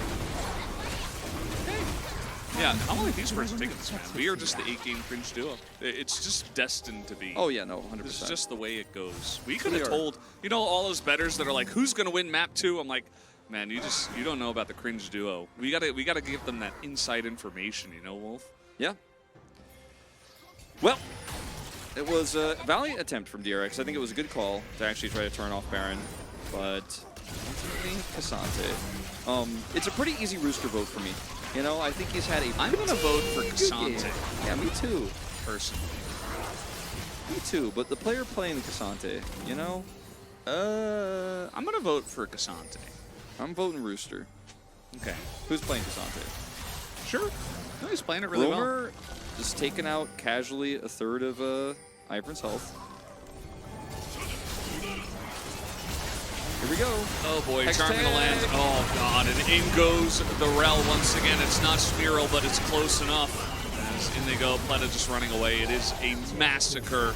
As Frog not able to get away from this one, even with his new and improved, his new shiny upgraded Sterix gauge. Doesn't matter. The game is over. How Life Esports gonna take it here in about 28 minutes. This was a bit of a stomping. This is what How Life Esports wanted to do in game 1. Yep, but there was this pesky Maokai putting the ultimates down. There was this Jace that was kind of a problem. Not to be the case in game 2. Not to be the case. Down goes Pleta. He's doing his best. But had a Yellow pretty good Crab game. Rave. You know, Yeah.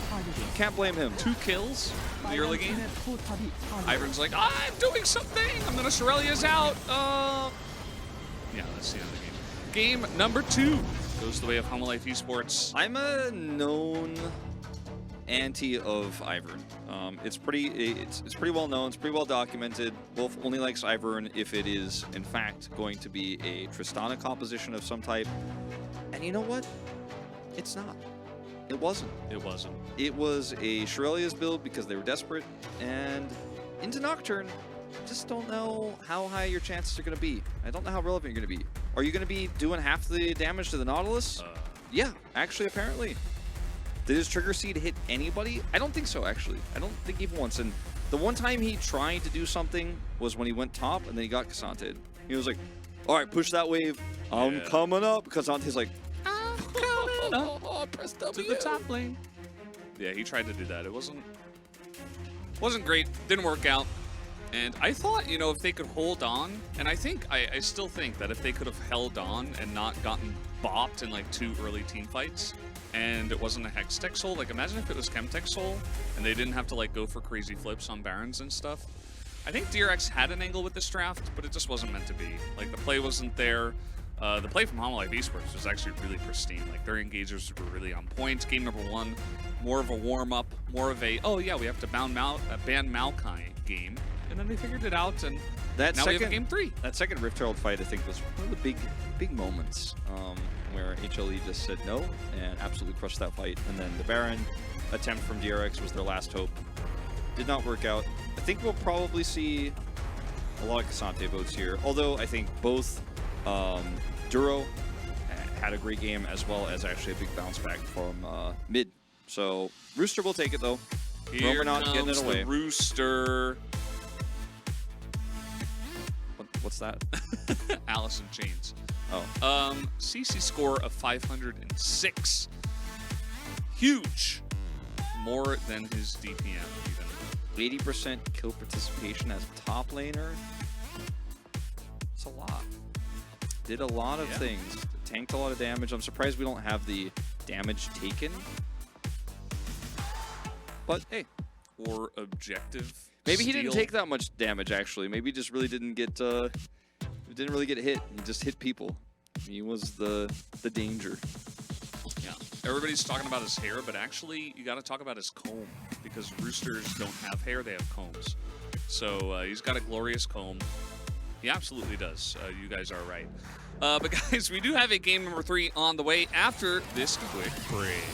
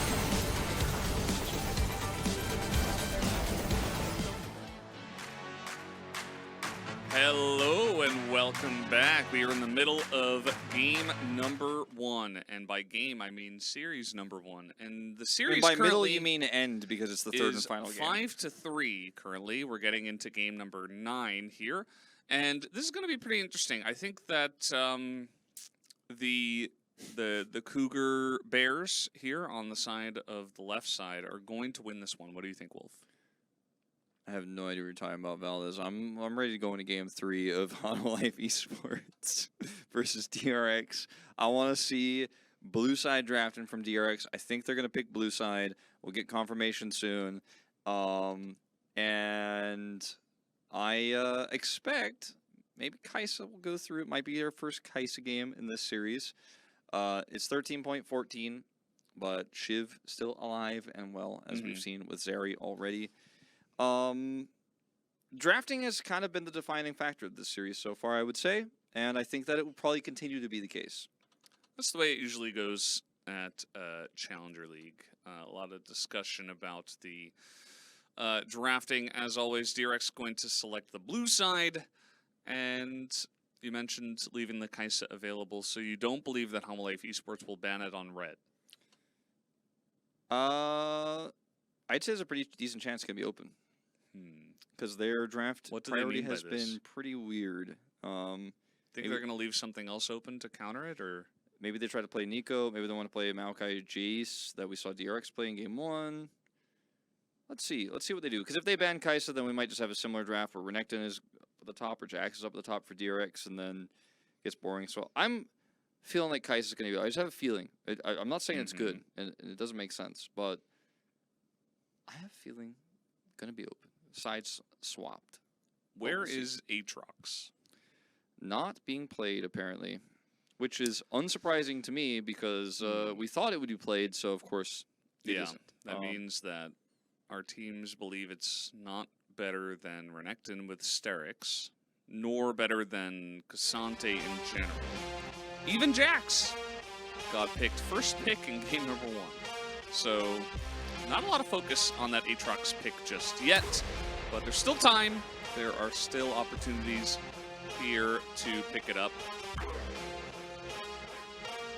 Someone calling Duckdom a Lord. He's not quite Lord Morgan, but he can play a mean side. Yeah, Life looking for second place to get to round 2. That is what the fans are hoping for and cheering for here. That bear on the left. He really loves the second place sign. He does. First place already secured for D+, so that's the best he can do. And second, and skipping that round is going to feel nice. You won't be able to choose your opponent, but still pretty significant as the race is on, and that's what this is all about here. The winner isn't going to automatically get it, but if you are DRX here, get the extra win. Hanwha would move 2 wins ahead of them if they win this third and final game. We're still getting into it with DRX banned Kaisa again, so... And Nocturne. We've had enough of that Nocturne. It was too strong, Wolf. That's why I loved it. Yeah, he loved the Nocturne there. I loved the Nocturne there. Another LeBlanc ban. Nico's still unseen in this draft. We're not really interested in that. Maokai could be a strong ban here. Sejuani also still open. Yeah, it's kind of... You could, like, try to ban Maokai and first pick Sedge. Try to, like, win that jungle flip. Or just ban Sedge and first pick Maokai. First pick Maokai, we've definitely seen that from time to time. Hasn't been the biggest focus, but especially after the way that game 1 went and the way that DRX seemed to be wanting to play out these drafts in a more, like, passive, scaly manner, I could definitely see them trying to prioritize that pick. Could also be a different kind of scale and just lock in Renekton first. What about the Azir? What about the Rel? What about Schmearl? Well, Rel locked in here early has been a pretty pivotal pick in this series, and HLE gonna get the Poppy here for the first time. Has been left open, yeah, with the Nocturne ban coming through, so pushing over to a different strong jungle pick here, very early prio on this one. Pretty strong into the Rel as well. See what they're going to grab with it. Azir still feels pretty good here. Don't have to play Ahri. Don't have to do that. Poppy Azir. Fantastic couple of champs. There it is. Yep, they will focus on that. So Hanwha Life Esports looking to change the way that they played this one out. Maokai's still available. And, you know, imagine if Hanwha Life Esports got their hands on that. I don't think you want to let that happen. So Sponge is just going to take it. All right. So this time we have Rel Maokai Jace. Very strong set here. Jace decent into the Azir. And can be played top. Obviously, Jace, we don't really see that right now, but kind of a flex, but not really in this meta. Okay, gonna get the Nautilus out here early. Not the Nocturne? No, not the Nocturne. That was banned in the first rotation. Not the Nocturnalist? Nope. Zeri, still a possibility. The Nautilus? Nope. Okay. See what they want to ban here. Like, the Zeri feels pretty good for both comps, honestly. I think I like it more for Hanwha Life, though. The Xayah is pretty good into Jace. Probably ban that. Okay, they're going to ban the Zeri. Where's the Syndra, Wolf? When is Syndra going to come back into the meta? I don't know. I do miss Syndra, though. It is quite good for controlling. Like, it's a really nice control mage. It doesn't quite have the Emperor's Divide, but Scatter the Weak is really, really strong. I don't know. It just seems like it totally disappeared. It's just gone. Can we get 9 games of Nautilus? Imagine if we did. That could happen. I mean, he rarely gets banned. Probably going to happen. Yeah. As long as we get 9 games of Nautilus, not too unlikely. Do like the poke deny here. Probably see a Xayah ban now. Just take her away. Don't let them play Xayah into Jace. Probably not a good idea. Ban to Ashe instead, so pretty easy to pick Xayah here. He's going to play Jhin. He's going to hover it and then pick Xayah. Right, Lure? Lure looks stressed. Yeah, he's been having a rough day. I don't know if he's stressed or if he's just really, like, animated. We know that Lure is a very he's energetic. He's vocal. Energetic Yeah. 80 carry in person. Yeah. Well, it's just the Xayah, as you mentioned. Pretty straightforward. Yep.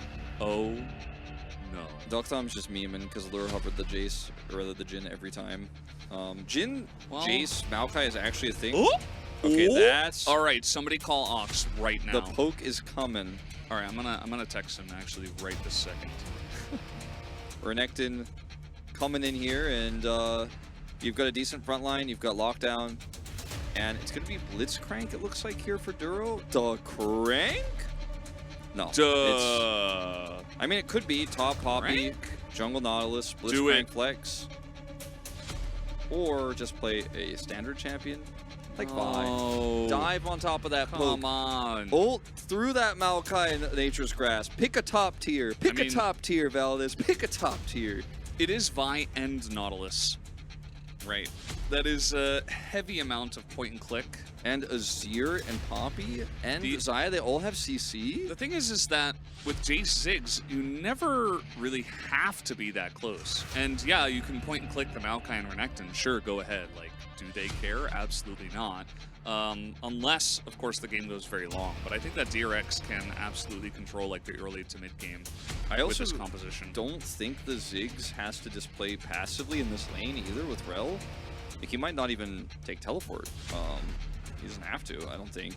Actually, kind of try to hard push and be aggressive, and then you've got Jace into his ear, feels pretty good, and then, yeah, Poppy into Renekton. Frog not going to have a ton of control up there, but maybe we could apply some pressure with the Maokai before 6. Let's see what he does do. As it is very common to just go teleport on Ziggs because you don't often win the early game, get some free backs, just teleport back into lane. But we'll see what he does here. I'm looking forward to this one. This is the most interesting draft we've had of the best of 3 so far. I really like this DRX draft. Obviously, How My Life Esports also drafted a composition that can easily work well as this game comes along. A lot of point and click, a lot of target acquisition, and this is going to be a fun one. I'm actually pretty hyped for this, as Papa Smithy also got smited by Nightbot. Probably said that S word and not scaling. Nightbot is okay if you say scaling, but the other S word, not so much. Well, I'm going to give the edge to Hanwha Life, actually. I think they have enough CC to lock down that poke. All right, well, we'll see if it works out. Here we go, game number 3.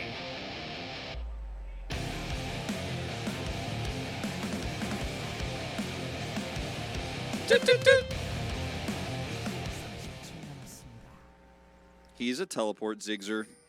Yeah. That's fine. I think it's really Ripple strong. teleport? Yeah. Is that really necessary? Seems pretty strong. Isn't there a champ that says that? I don't know. Again, I've been... How dare you?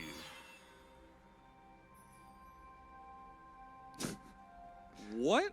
Okay, we need a new top laner here. It's okay. Frog can heal it up. He's not going to put any additional pressure on. It's about the message. Also, the Ziggs went Scorch.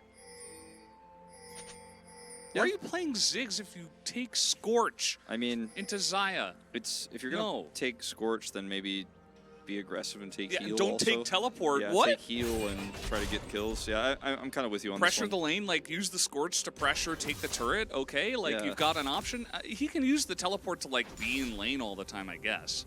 But I think that Ox would absolutely. He would be disgusted by the Scorch. I'm not really a big fan of Scorch in this game either. I'm actually one of the biggest defenders of Scorch, but not in this situation. There are times where you can kind of like make it work, and we can like kind of think. We can always rationalize why he would take it, but especially because our Korean pros love Scorch. Yeah, no, it's very, very commonplace, even if we don't like it. So, not out of the box here by any means. Last time around when we had the Maokai in game 1, Hanwha Life Esports kind of ran face first into it and had a bad time, but I think this draft is a little bit more nuanced than what the Nocturne Ahri draft was trying to do. Setab again is just trying to solo kill here early. We'll put the pressure on, but the Maokai is still the problem in this draft here for Hanwha Life Esports, but if they can play better than they did in game 1, I really do think they have enough tools to kill this Ziggs, kill the Jace, win the fight pretty easily. Yeah. Look at that Scorch value. Huge. Oh, I just can't see it myself. I'm like, is he hurting them? Uh-oh. Oh, Setab is really dead, as he is going to flash, but guess what? Guwon's got Okay, never mind. They're just going to wait and go for that one on the follow-up. They're not going to force it. They don't know where Sponge is, and they don't want to go and overextend. They get the flash, and at the end of the day, still a big win. Yeah. So, happy to see it. Punishing this aggressive Jace once again. Happened in game 1. This time, not going to get that kill and will lose the flash. Comes in, but Pleta not going to care too much about that. We do have the Aftershock here for Duro, but not the same for Pleta. Yeah, the Aftershock here going to feel really nice when you are just constantly trying to engage to keep the Ziggs back. You just want to keep using it basically on cooldown because you'll out-trade that way. Otherwise, you're just going to get scorched down. As Lure is going to be experiencing a little bit of that at the moment. And we'll be able to get it back off of this push. He did start the cull, so has a big spike coming, you know, in 70 CS's time. So see what he does purchase on this first back. Will actually be the whole recurve. It's actually a pretty nice back timing for him. Did DuckDom also go Futures Market? I feel like he did. I feel like I saw that, but I'm not 100% sure. I actually didn't see. No, I don't know. Does anybody out there know? But yeah, Sage, everything you're saying in the chat is correct. That's probably why he did go Scorch. Again, it's just about the trade-off. Yeah, how this is going to function in late game is where it gets a little bit questionable because you don't have an 80 carry. It's all about trade-offs. You have poke, so if your poke does a lot more damage later, it is going to probably be pretty beneficial for you. Sponge and Frange here in the top side. But Rooster is Poppy, so you're probably not diving that. I don't think so, even with his mana being fairly low here.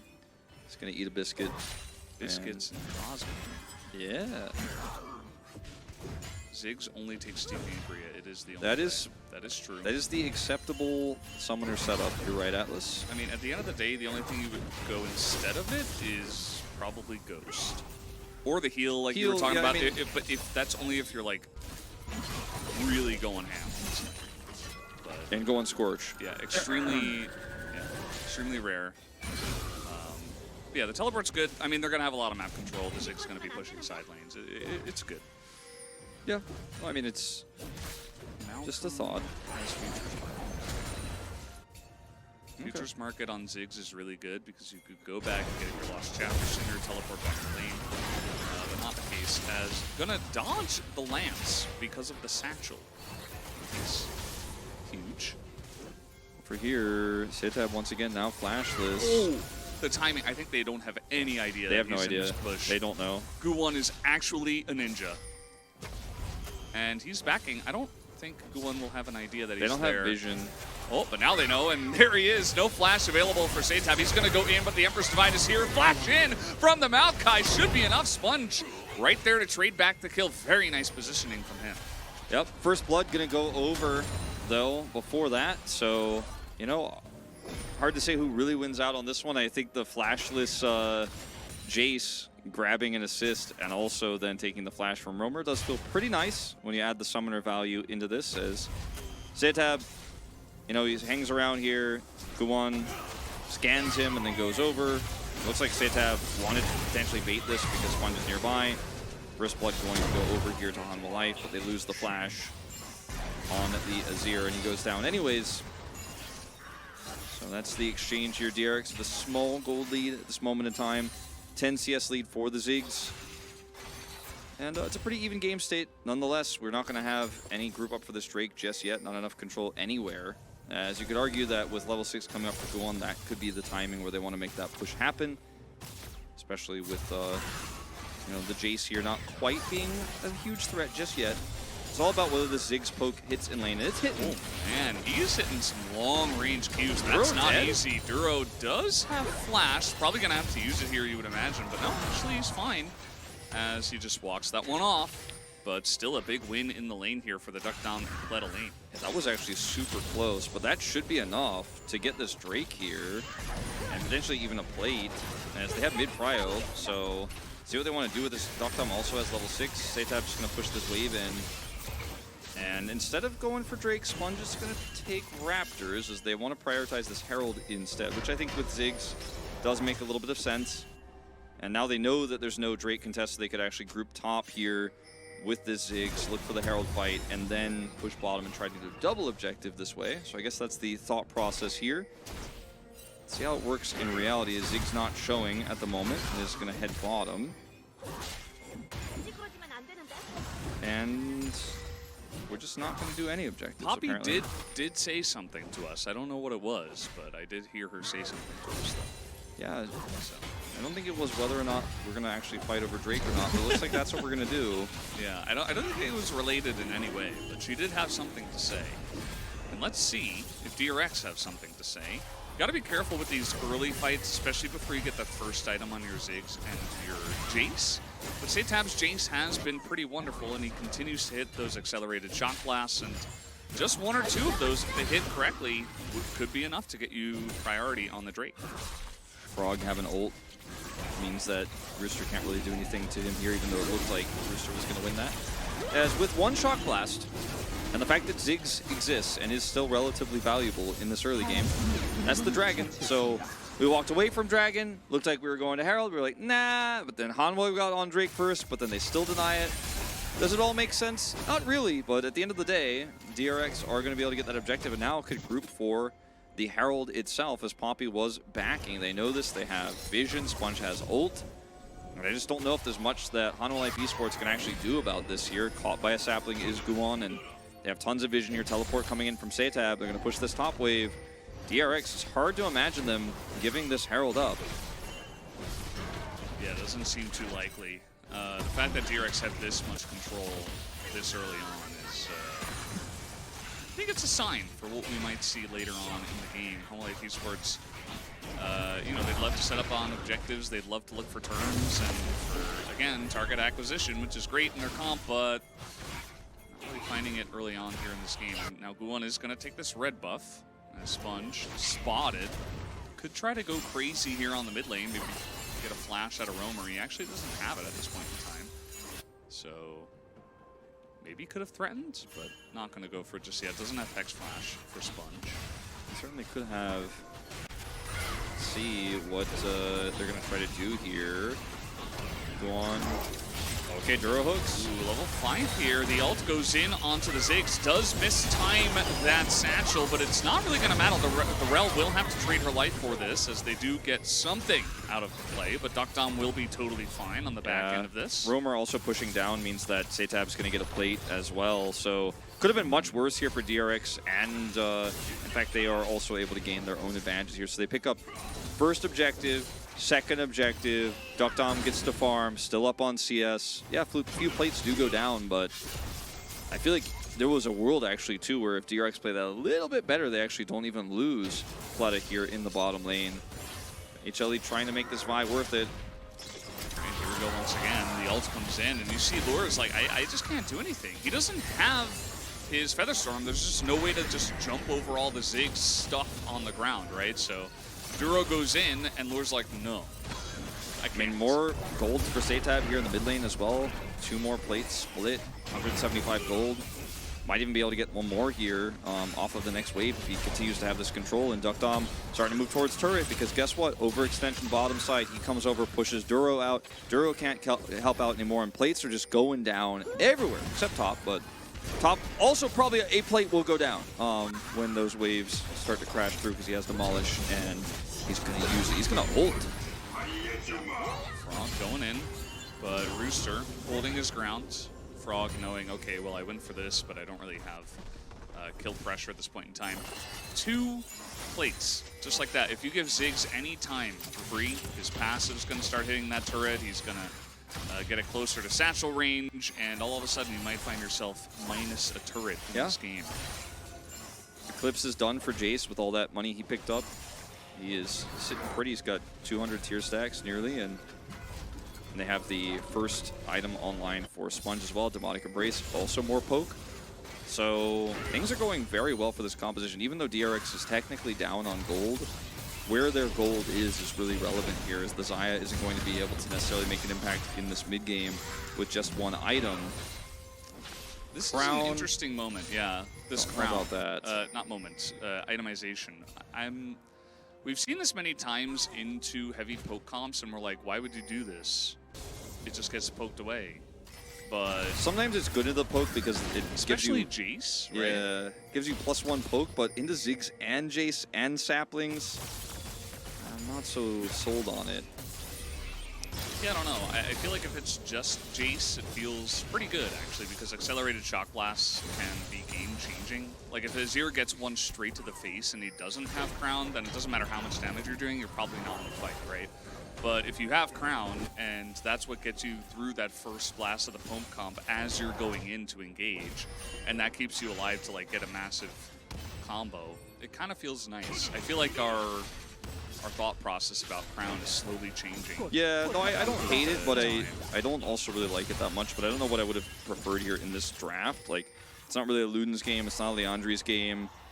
He could have just gone, like, first item Nashers into, like, Verdant Barrier and then, like, tried to itemize into Crown later. Like, I just don't know how valuable this Crown's going to be here in this early part of the game. Like, it feels like, compared to all the other mythics that are picked up and that Demonic Embrace, this is one of the least impactful items we're going to have on the Rift right now. But HLE Esports are entrenched on this dragon right now, and it's very difficult to break through. So a little bit slow on the play here, DRX. Sick Drake. So DRX say no.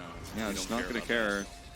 Probably a good move as it's Mountain Soul, which is pretty huge, as now we get a big engage in the Ziggs ult right on top, as finally the Featherstorm does come down, but it's a very broken fight as a massive sweep comes in from the side of Roamer, as the damage though not quite there. He gets the Omega money with that ultimate, but no big follow-up. It was a very broken up fight, but at the end of the day, I guess DRX win in the end. Yeah, they do win in the end, and they got the mid turret. You saw that plate gold was about 1,000 above what HLE had, about 1,225, I believe it said was in total. So grabbing that mid turret allows you to make plays like this, where you can use saplings and wards here to get vision. The engage from Pleta, really nice. The ult is dodged by Lure, which is really important here, and then you see the Emperor's Divide come through. So since Lure is alive, you can follow up on this a little bit, but ultimately the Jace is just going to do so much damage in here that it's not really the win they were looking for, but I think it could have been a lot worse if that heroic play from Roamer doesn't come through. If that play was like 10 minutes later, I feel like HLE stomped that fight, you know what I mean? But the fact that, you know, we're still relatively early on in this game, not quite the case. And it was kind of a heroic play from Guwon into Roamer, that duo, the mid-jungle duo, making it happen there as they went very deep for that play, which ended up did work out for DRX, so pretty nicely done. As, that's interesting. Just gonna edit now. Ziggs, by the way, he can proc the Crown really easily with the satchel. Like, you can outrange the Azir, you can get it in onto him. So yeah. I feel like not good into Ziggs. If it's only Jace, I'm liking it, but with Ziggs Jace, not a fan. We'll see what, I mean, if he had Ludens in that Emperor's Divide moment, you know, maybe it does a little bit more, but yeah, as you can see here, it's gonna break all the time very easily. I'm not ready to judge it too harshly, but like I said, I'm with you. I kind of don't like it that much, but like, let's see how it does when we get to later parts of the game where that damage reduction is higher, because it's percentage based. Obviously, the later the game goes, the more damage you will be reducing with the Crown. As again, I don't know if it was necessarily a great pickup early, just kind of on autopilot for going Mythic first. That's quite common, but let's see a group up here now onto the second Herald, as HLE Esports, they need to be grouped first, otherwise this poke will just always keep them at bay, and guess what? They didn't group first, and the poke will attempt to keep them at bay. Where is Bay, though? T1 Somebody was asking that earlier. Where's T1 Bay?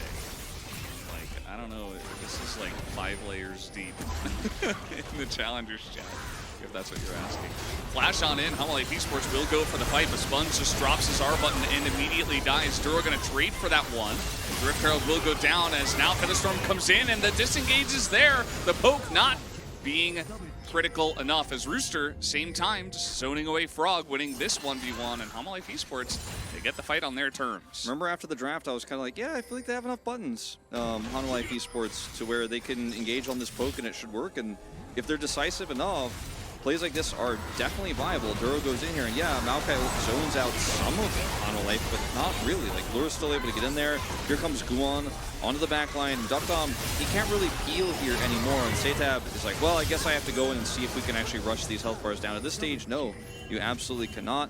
So Herald going over here, actually, or denied rather, the Herald fight going over to HLE, the eye denied, and when you have to hold on to the Herald and actually secure it that way with this pro comp, it becomes a little bit trickier, right? Outside of objectives and on objective setup, that's one thing, but securing objectives, a little bit tougher.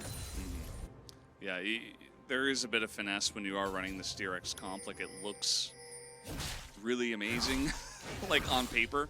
But we're here in Challengers, nothing is perfect, and finesse is not a word that is spoken in these halls.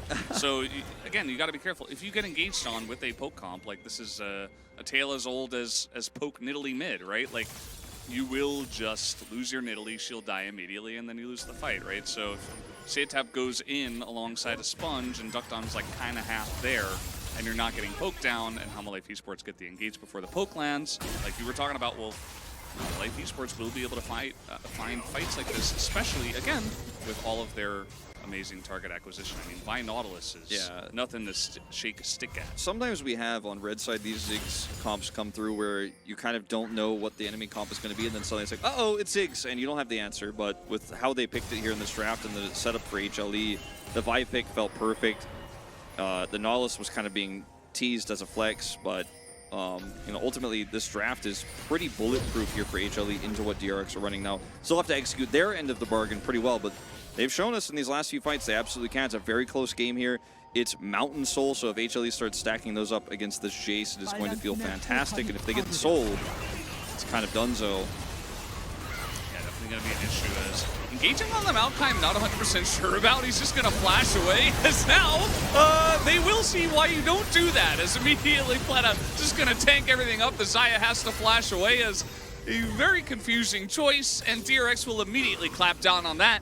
And now it looks like it's DRX who will be collecting the Drake. Yep, they will be definitely getting the Drake, but more than that, all of the gold that they picked up from this fight, as Ziggs does 3,500 damage in this, and Azir doing nothing, as they decided to try to kill a Maokai with Flash and Ultimate, and walked right into that. Nice.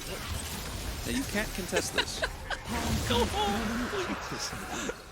Yeah, I don't know, man. So this was confusing. So Sponge is out in the open, and it looks like it's a great opportunity here. Like, wow, this Maokai is overextended, but he actually flashes the Emperor's Divide, and yes, Pleta does get caught, but he is Rel, so he doesn't really care. And then look at where the poke champions are. Over the wall with full vision, just free firing. This is the ideal fight. DRX like, oh man, they have setup. How are we going to get in there? We don't really have that much vision. How can we poke? And then they go onto the Maokai, and they're like, oh, thank you. Now we can fight this. And like we've seen this happen literally in the LCK. We literally saw this in the LCK. I think it was Peanuts Maokai who got engaged on, and we're all like, oh, don't do that. Yep, that did happen. I remember that game. We even got the voice comms after where Peanuts like, yep, they're engaging on me.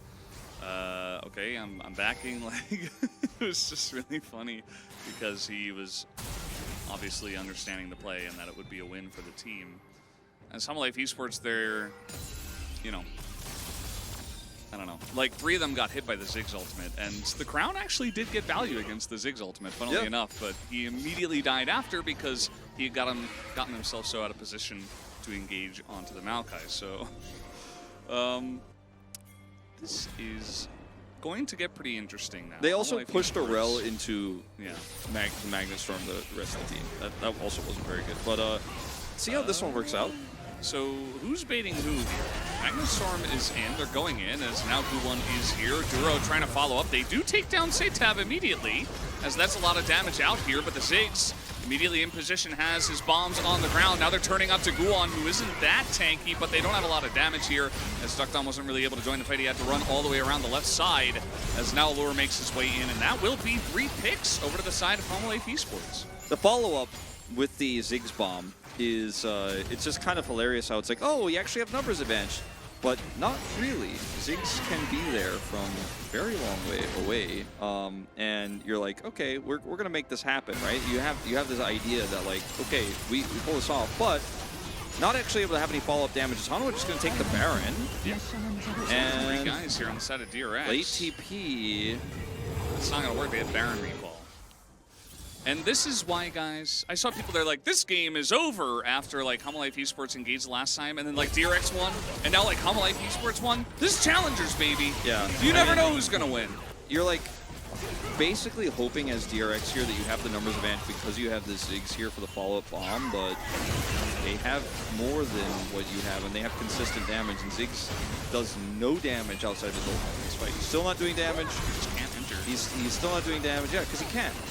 And, like, fortunately, you didn't really have the numbers advantage you thought you had. You thought you had enough burst to actually set that up, but the trap was sprung upon you. Yeah. And it's a very close game.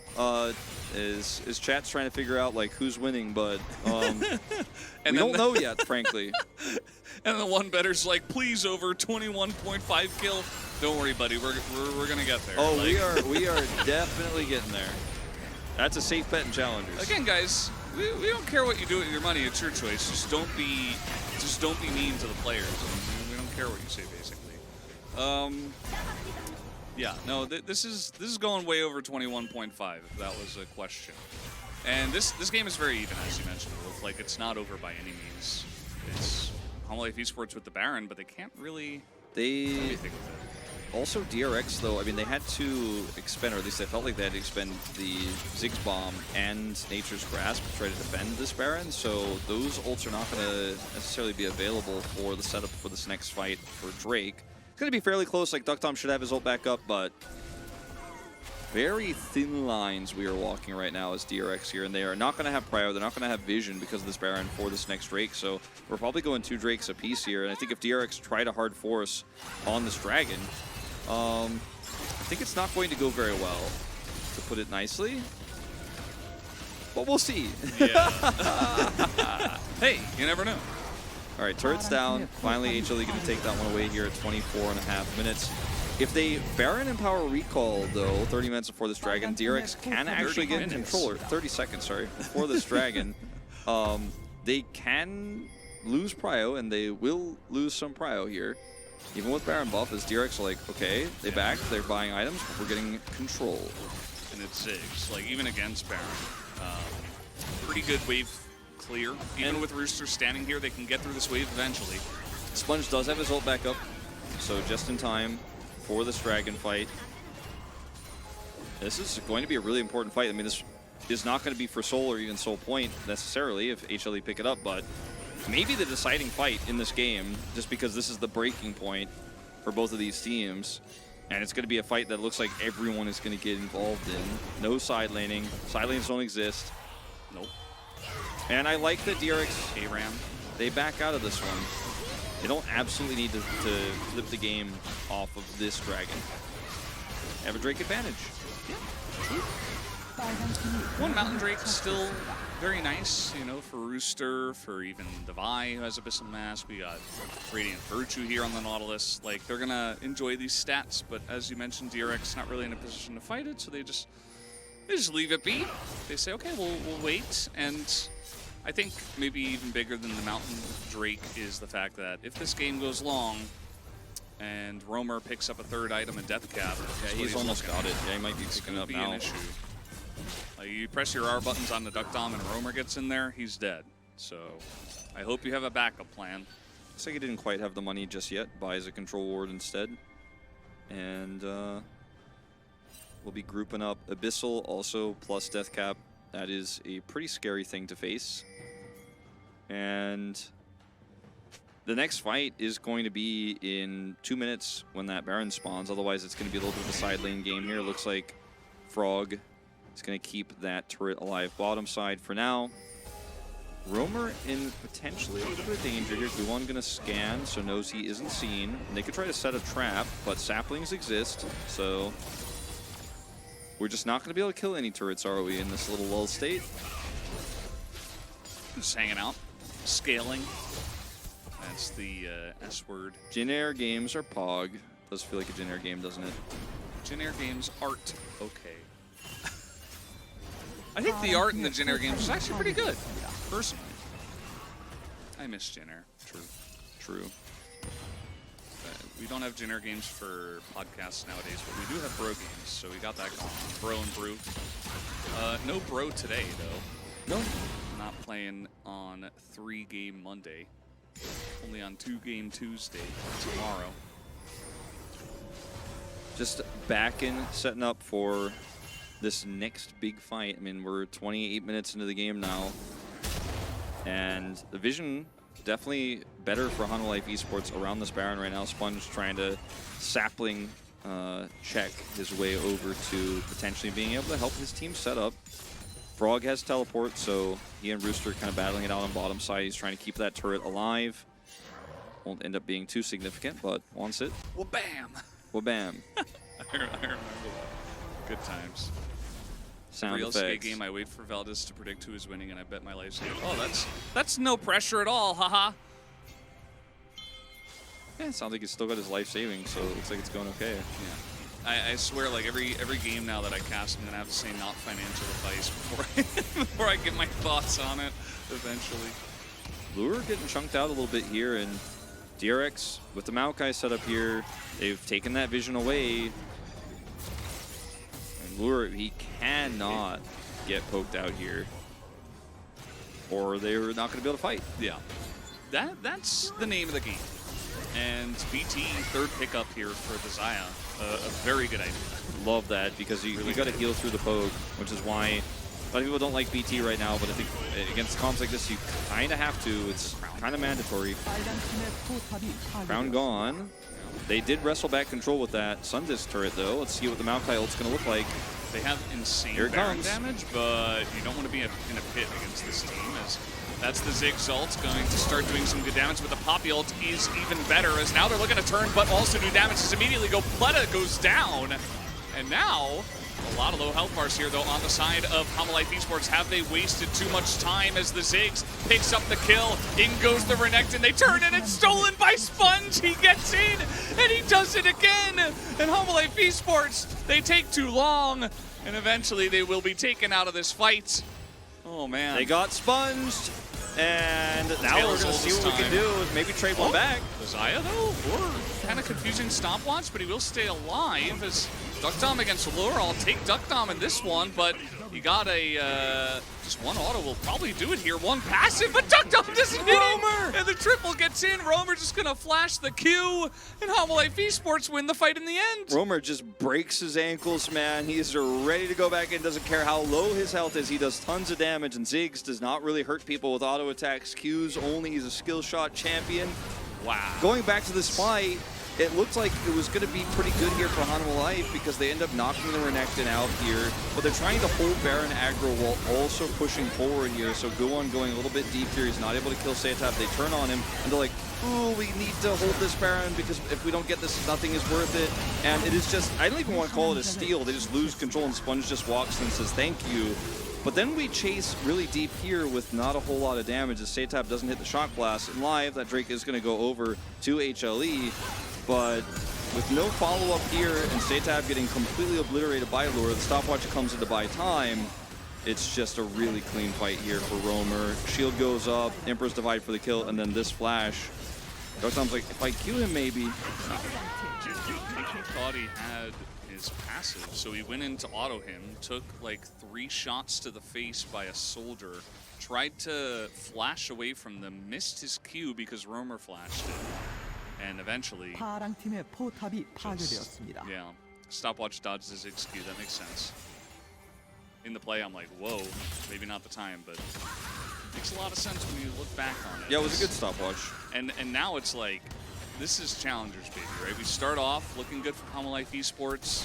Questionable decision at first, but like they get the Poppy ult, and they're like gonna get the Baron, but then it looks good for DRX because they turn. And then it looks good for Hanwha Life at the end. I really like Hanwha Life's chances now, though. I mean, GA for Vi. The Xayah is a relevant AD carry that will actually do long-term damage in these fights. It's really hard to kill Azir because he has Zhonya's and that crown. So you have a tanky Poppy in the front line who can absorb all of that poke if positioned correctly. If Hanwha Life get this Mountain Soul, I mean, I think that's basically it. And I can't imagine them losing control now. But like you said, it's Challengers, baby. We see some weird stuff all the time. Maybe the big engage comes through from Sayatap after the Nature's Grasp lands and a big bomb hits. And Sayatap gets 2 kills before the fight really starts. But if positioned correctly, I think in a perfect world, I mean, Roamer up 2 levels here, 8 kills. He's just too big to fail. Which is why we were talking about the draft, and at the beginning we were like, I don't know, looks good for Hanwha Life Esports, looks good for DRX. And at the end of the day, it just doesn't matter. It's about the execution. It's about who's going to play out their draft well enough. And I feel like in challengers, as long as you get some kind of win condition, and if you play it well, you can win with anything. Yeah. Even like an assassin, I think, could work in challengers if you're playing well around it. Not that they would try it. No, they won't. It is Korea, but yeah. But I think the way. Both of these, I mean, the draft does matter a lot. It's just how you use it, and neither of these teams have the better draft per se. I thought I favored Hanwha just because of what I thought that it would be able to do in the later parts of the game. It doesn't really come true exactly the way I thought it was going to happen, to be totally honest with you guys, but it is working out. 2 minutes before either of these objectives spawn, so Hanwha Esports just trying to make sure that no one can get in the side lane and get value. All of these outers are gone, so nothing is really under threat. We're just kind of taking turns clearing waves. And this will allow Jace to catch up in experience, now only 1 level down. But if you could hit some poke, maybe you could turn it into a kill, but you don't really want to use your ults here for the next 2 minutes. Otherwise, you'll find yourself vulnerable. He's got Bloodthirster Maw, so he just totally skipped LDR because he's like, no, I just need to survive against poke. That's all I need to do. And as long as they can do that, well, they're probably going to win. I mean, this is a 4-item and stopwatch Ziggs, so even with Maw, if you give him enough time, he will be able to poke you out, but I don't know. This is very much on a knife's edge. Got to give the edge to Hanwha Esports, but I could still see a DRX win. I could see it too. Convinced. Yeah, I could see it. I mean, it's really just one big shock blast and bomb combo on people who are caught in nature's grasp, and then game's over. And sometimes that's all it takes. Harder in reality than it is to just say it out loud like that, but prio is super important, and that's one thing Hanwha haven't been super good at getting this game, and it's obviously very difficult into Ziggs poke and Ziggs push. Like, his wave clear is insane. As you can see, he can just make waves disappear. And DRX just kind of hang out around the Ziggs, make sure he's protected. He clears mid, and then they start moving around the rest of the map. Frog has his GA completed now, and is building into a little bit of MR as well, because the Azir is the problem. The Xayah is kind of the problem too, but the Azir is the really big problem. Yeah. Roamer is pretty massive at this point, and with confidence, he steps forward past the Ziggs queue. The Sun Disc is kind of funny at this point, as once again, yeah, they're just gonna immediately start it, and with this Baron damage, I mean, why not? Just gonna get it going. It's already down to half health. Look at that giant chunk. I mean, there's just no way for Sponge to get in this time. It's a free Baron to the side of Hanwha Esports. DRX not in position, not respecting the Baron damage. And now they're looking for an engage. It's not gonna happen. Pleta has to go into a stopwatch, and the Ziggs is doing insane amounts of damage. Will it be enough by the end of this fight, though, is really the question. Down goes Frog to his GA, as we do have a GA on the other side as well. But look at the health bars here on the side of Hanwha Esports. They're still going to have the man advantage and push them away and bully them out, but it's getting pretty close. Hanwha Esports going to win the fight with the Baron. Yeah, no teleports to come over here and contest this Drake, though, so the Drake will go over to DRX here, but the big Ziggs damage here isn't enough, actually. They can't actually follow through. This turn is perfect because they know that DRX don't have engage in this comp really at all. They have Nature's Grasp and Poke. So once the Nature's Grasp is down and the bomb has been used, they're like, okay, well, they can't heal for their carries. They're squishy, and they are able to turn instantly and take out the Rel there and the Renekton, and then say, well, yeah, our health balls are low, but try at this point in time with all of our damage to walk towards this Jace. We will just make you disappear. And Drake did go over to DRX, but this Baron is way more impactful because it wasn't sold for DRX, and now they can try to siege up these inhibitors. It's a 37-minute game, by the way. This is a bit of a long one. We're starting to get everybody up to full build. Yeah, at this point, Hanwha really need to get some value out of this Baron, though. I mean, it's one thing to continue taking Barons, but if you go to an Elder Flip and you're playing against full item Jace, Ziggs, I don't care if you have 3 smites. If they time it well enough, they will just take the Elder away from you and win the game. So I do feel like Hanwha Esports are on a little bit of a timer, not in the fact that they will lose eventually, just that they need to do something. Yeah. They can't just sit here and get Baron and say, okay, we did the thing.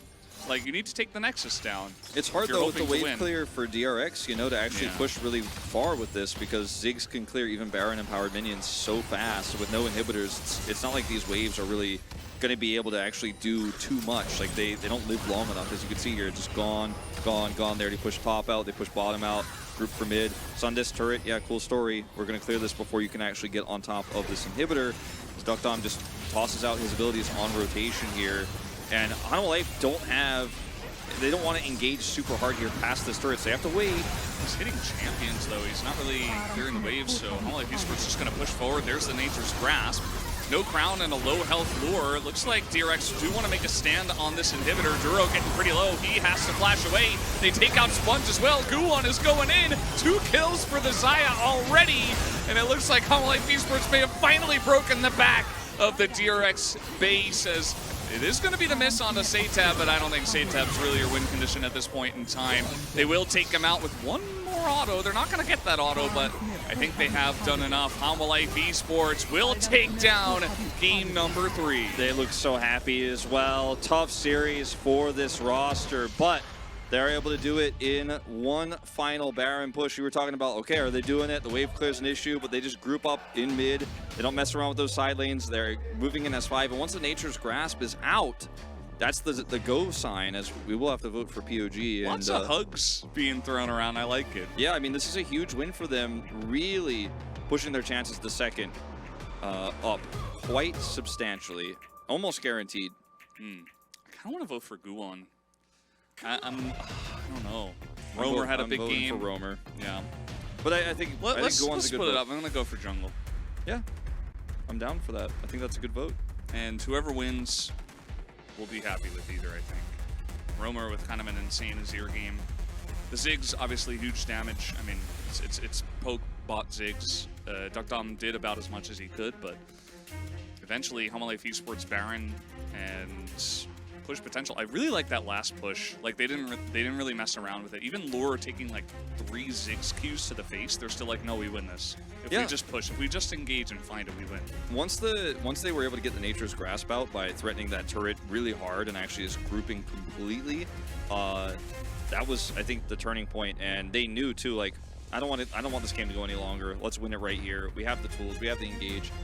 And the cool thing is, with the lead that they amassed, I think even if they messed up the engage and got wiped there, they still aren't out of the game. Like, it's really bad for them, but it's also really bad for them if they just don't get an inhibitor and just let the game continue. Yeah. So I think it was a good call. It was not like if we lose this, the game is over. It's probably not great, but, you know, I think it was a safe option, and it was a wise decision. Yeah, and they had a big chance to win it on that push, which they did. And like you're mentioning, you know, the only objective that's up is a single Mountain Drake, I think. It was like maybe 2.5 minutes away, no Baron, because So DRX took the... you're not losing a lot. Yeah, DRX took the Drake after the Baron fight, and then... So there was really nothing up, and I mean, yeah, DRX would have picked up a bunch of gold of the turrets that were standing on the map, but like, everyone's pretty much full build at this point anyways.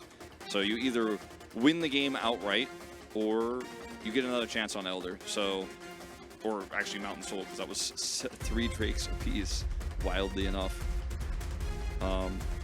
Crazy game, very fun. That was a great game. start to our We saw day. the draft, and we were like, this is going to be a good one. We were like excited right from the draft, and then we were right. And Roamer's going to pick it up. Congratulations, definitely deserves a huge Azir game. Kind of started off really slow. We were worried about him after game 1. And even game 2 wasn't the greatest, but got across the line, and then give him enough time, and he'll scale up to his Azir game number 3. Yeah, 34% of his team's damage. Obviously, Duckdom, you know, doing the most damage in the game, but doesn't matter. He did so much. His damage was way more impactful than the Ziggs poke in these last few fights, and his kill participation being almost 96% or 95.5% here, rounding up to 96, is pretty insane when you consider how long that game was for the Azir to be relevant the whole time, always in every single fight. Yeah. So guys, we still have the 9-game day possibility because our first series went to 3. So 3 out of 9 so far. And we already had a great series. I feel like we already got a lot out of today's games here, out of today's Challenger Day. And hopefully we get even more great games here. So we we will have the interview with not the players, but Valdez and Wolf. So, Valdez, what's your favorite pizza topping? I'm pretty simple. It's pepperoni. All right, that was the correct answer. I like chicken topping as well, like the meat on pizza, but it just means you're eating less pizza most of the time, more chicken. It's definitely healthier, but I like barbecue chicken pizza, buffalo chicken pizza's up there. Big fan. So, when you have barbecue pizza, do you like barbecue sauce instead of tomato sauce? A lot of pizzas do that, or are you kind of like it has to be tomato sauce? That's why it's barbecue chicken pizza. Well, I mean, the chicken could be just barbecued. On tomato? Yeah. I guess it's okay. Actually, I think I probably have had that at some point, and I was like, they said this was barbecue, but it's not really. It doesn't really feel like true barbecue. I mean, the chicken's barbecue. Yeah, all right. Just wanted to ask. It's all right. How was the big move? So I moved. Brennan Valdez stream watchers may have noticed I'm not streaming because, got to set up the entire new house, and it's been very stressful, but we've gotten through it even during the middle of an LCK week, and the new house is glorious. Thank you for asking, Gatoran, and hoping to stream next week. Yeah. I'm not moving. I'm staying where I'm at. For how many years? I don't know. 1 or 2? I've got at least another year left before I decide, so I'm hanging out. I like Thank my you, house. Erky Timbers. Happy birthday, Wolf. Sure. So our next series is going to be the T1 series. We'll have a lot to talk about there, but I know all T1 fans are waiting, getting excited, but you guys are going to have to take a little bit of a break. A little bit of a break, a little bit of a, let's say what, 35-minute break maybe? Something like that before we jump into the next series. But we still have like 4 minutes of C4. No, I'm just letting the chat know, like, everyone's like, is it T1 time now? And not yet, actually. We still have a little ways to go. Can we get an official stance on pineapple on pizza? Pineapple's fine. I don't seek it out, but if it's there, I'm not going to be like, ew, gross. I'm just going to be like, okay. I am going to be like, ew, gross. I don't want that on my you pizza. don't like fruit, so why would you like pineapple? Just don't like pineapple on my pizza. I think it's really weird and bizarre. It's just sweet and salty. It's like it's a basis of what Koreans enjoy in food very often. Everyone knows I'm based. It's fine.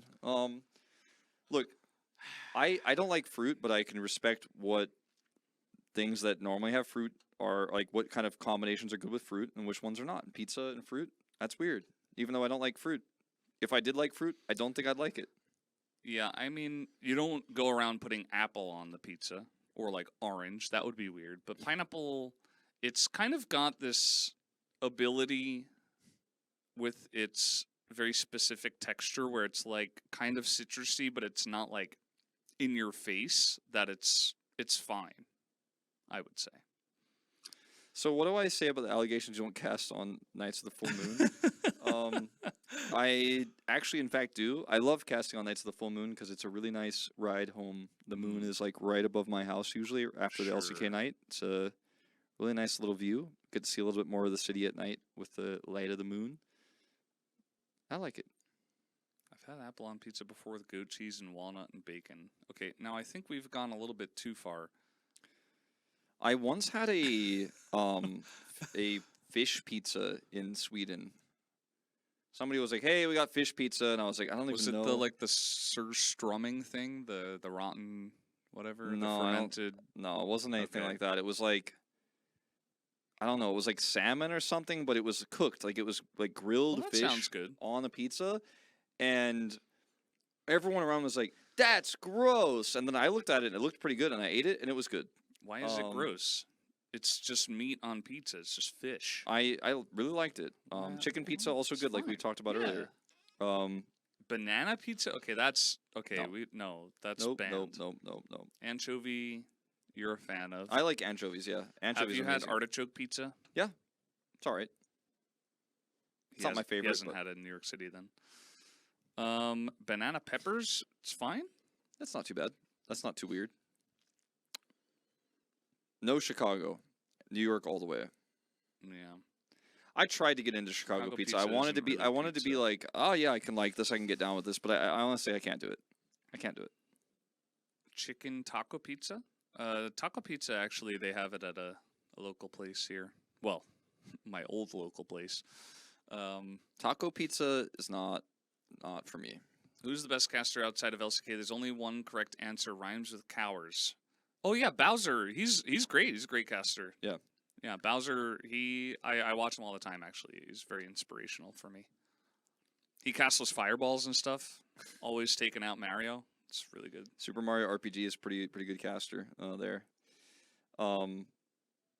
Pizza on tortillas. What do you think about that? It's kind of a no-go for me. It's very common in Korea to just make pizza with a tortilla. Too thin. It's just a different thing entirely. I just don't think it's not really a pizza. Yeah. It's just a tortilla pizza.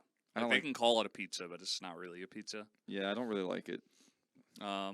My grandma used to make English muffin pizza.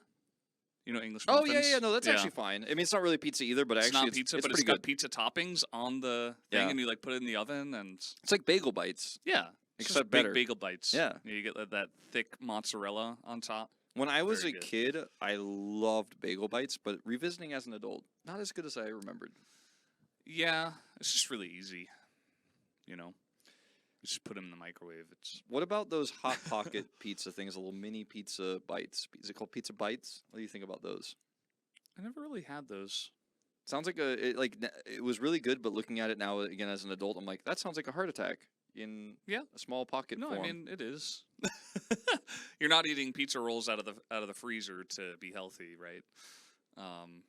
But it was pretty good back then when I ate it when I was like a teenager. Mm-hmm. Pizza rolls are good until you read the back of the package. Yeah. Yeah. Or like Just wake up the next day and you're like, ooh.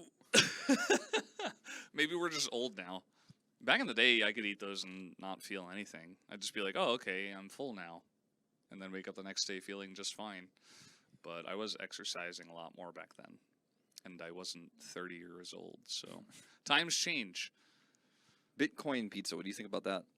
The first pizza that was bought with Bitcoin went for something like $100 million in current Bitcoin money, or something like that.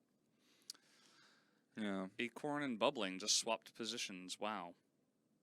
What? What? Are you serious? Wait, what? Can Why we did get they a do source that? on that? Can we get a Is it because Acorn source got on that? COVID, or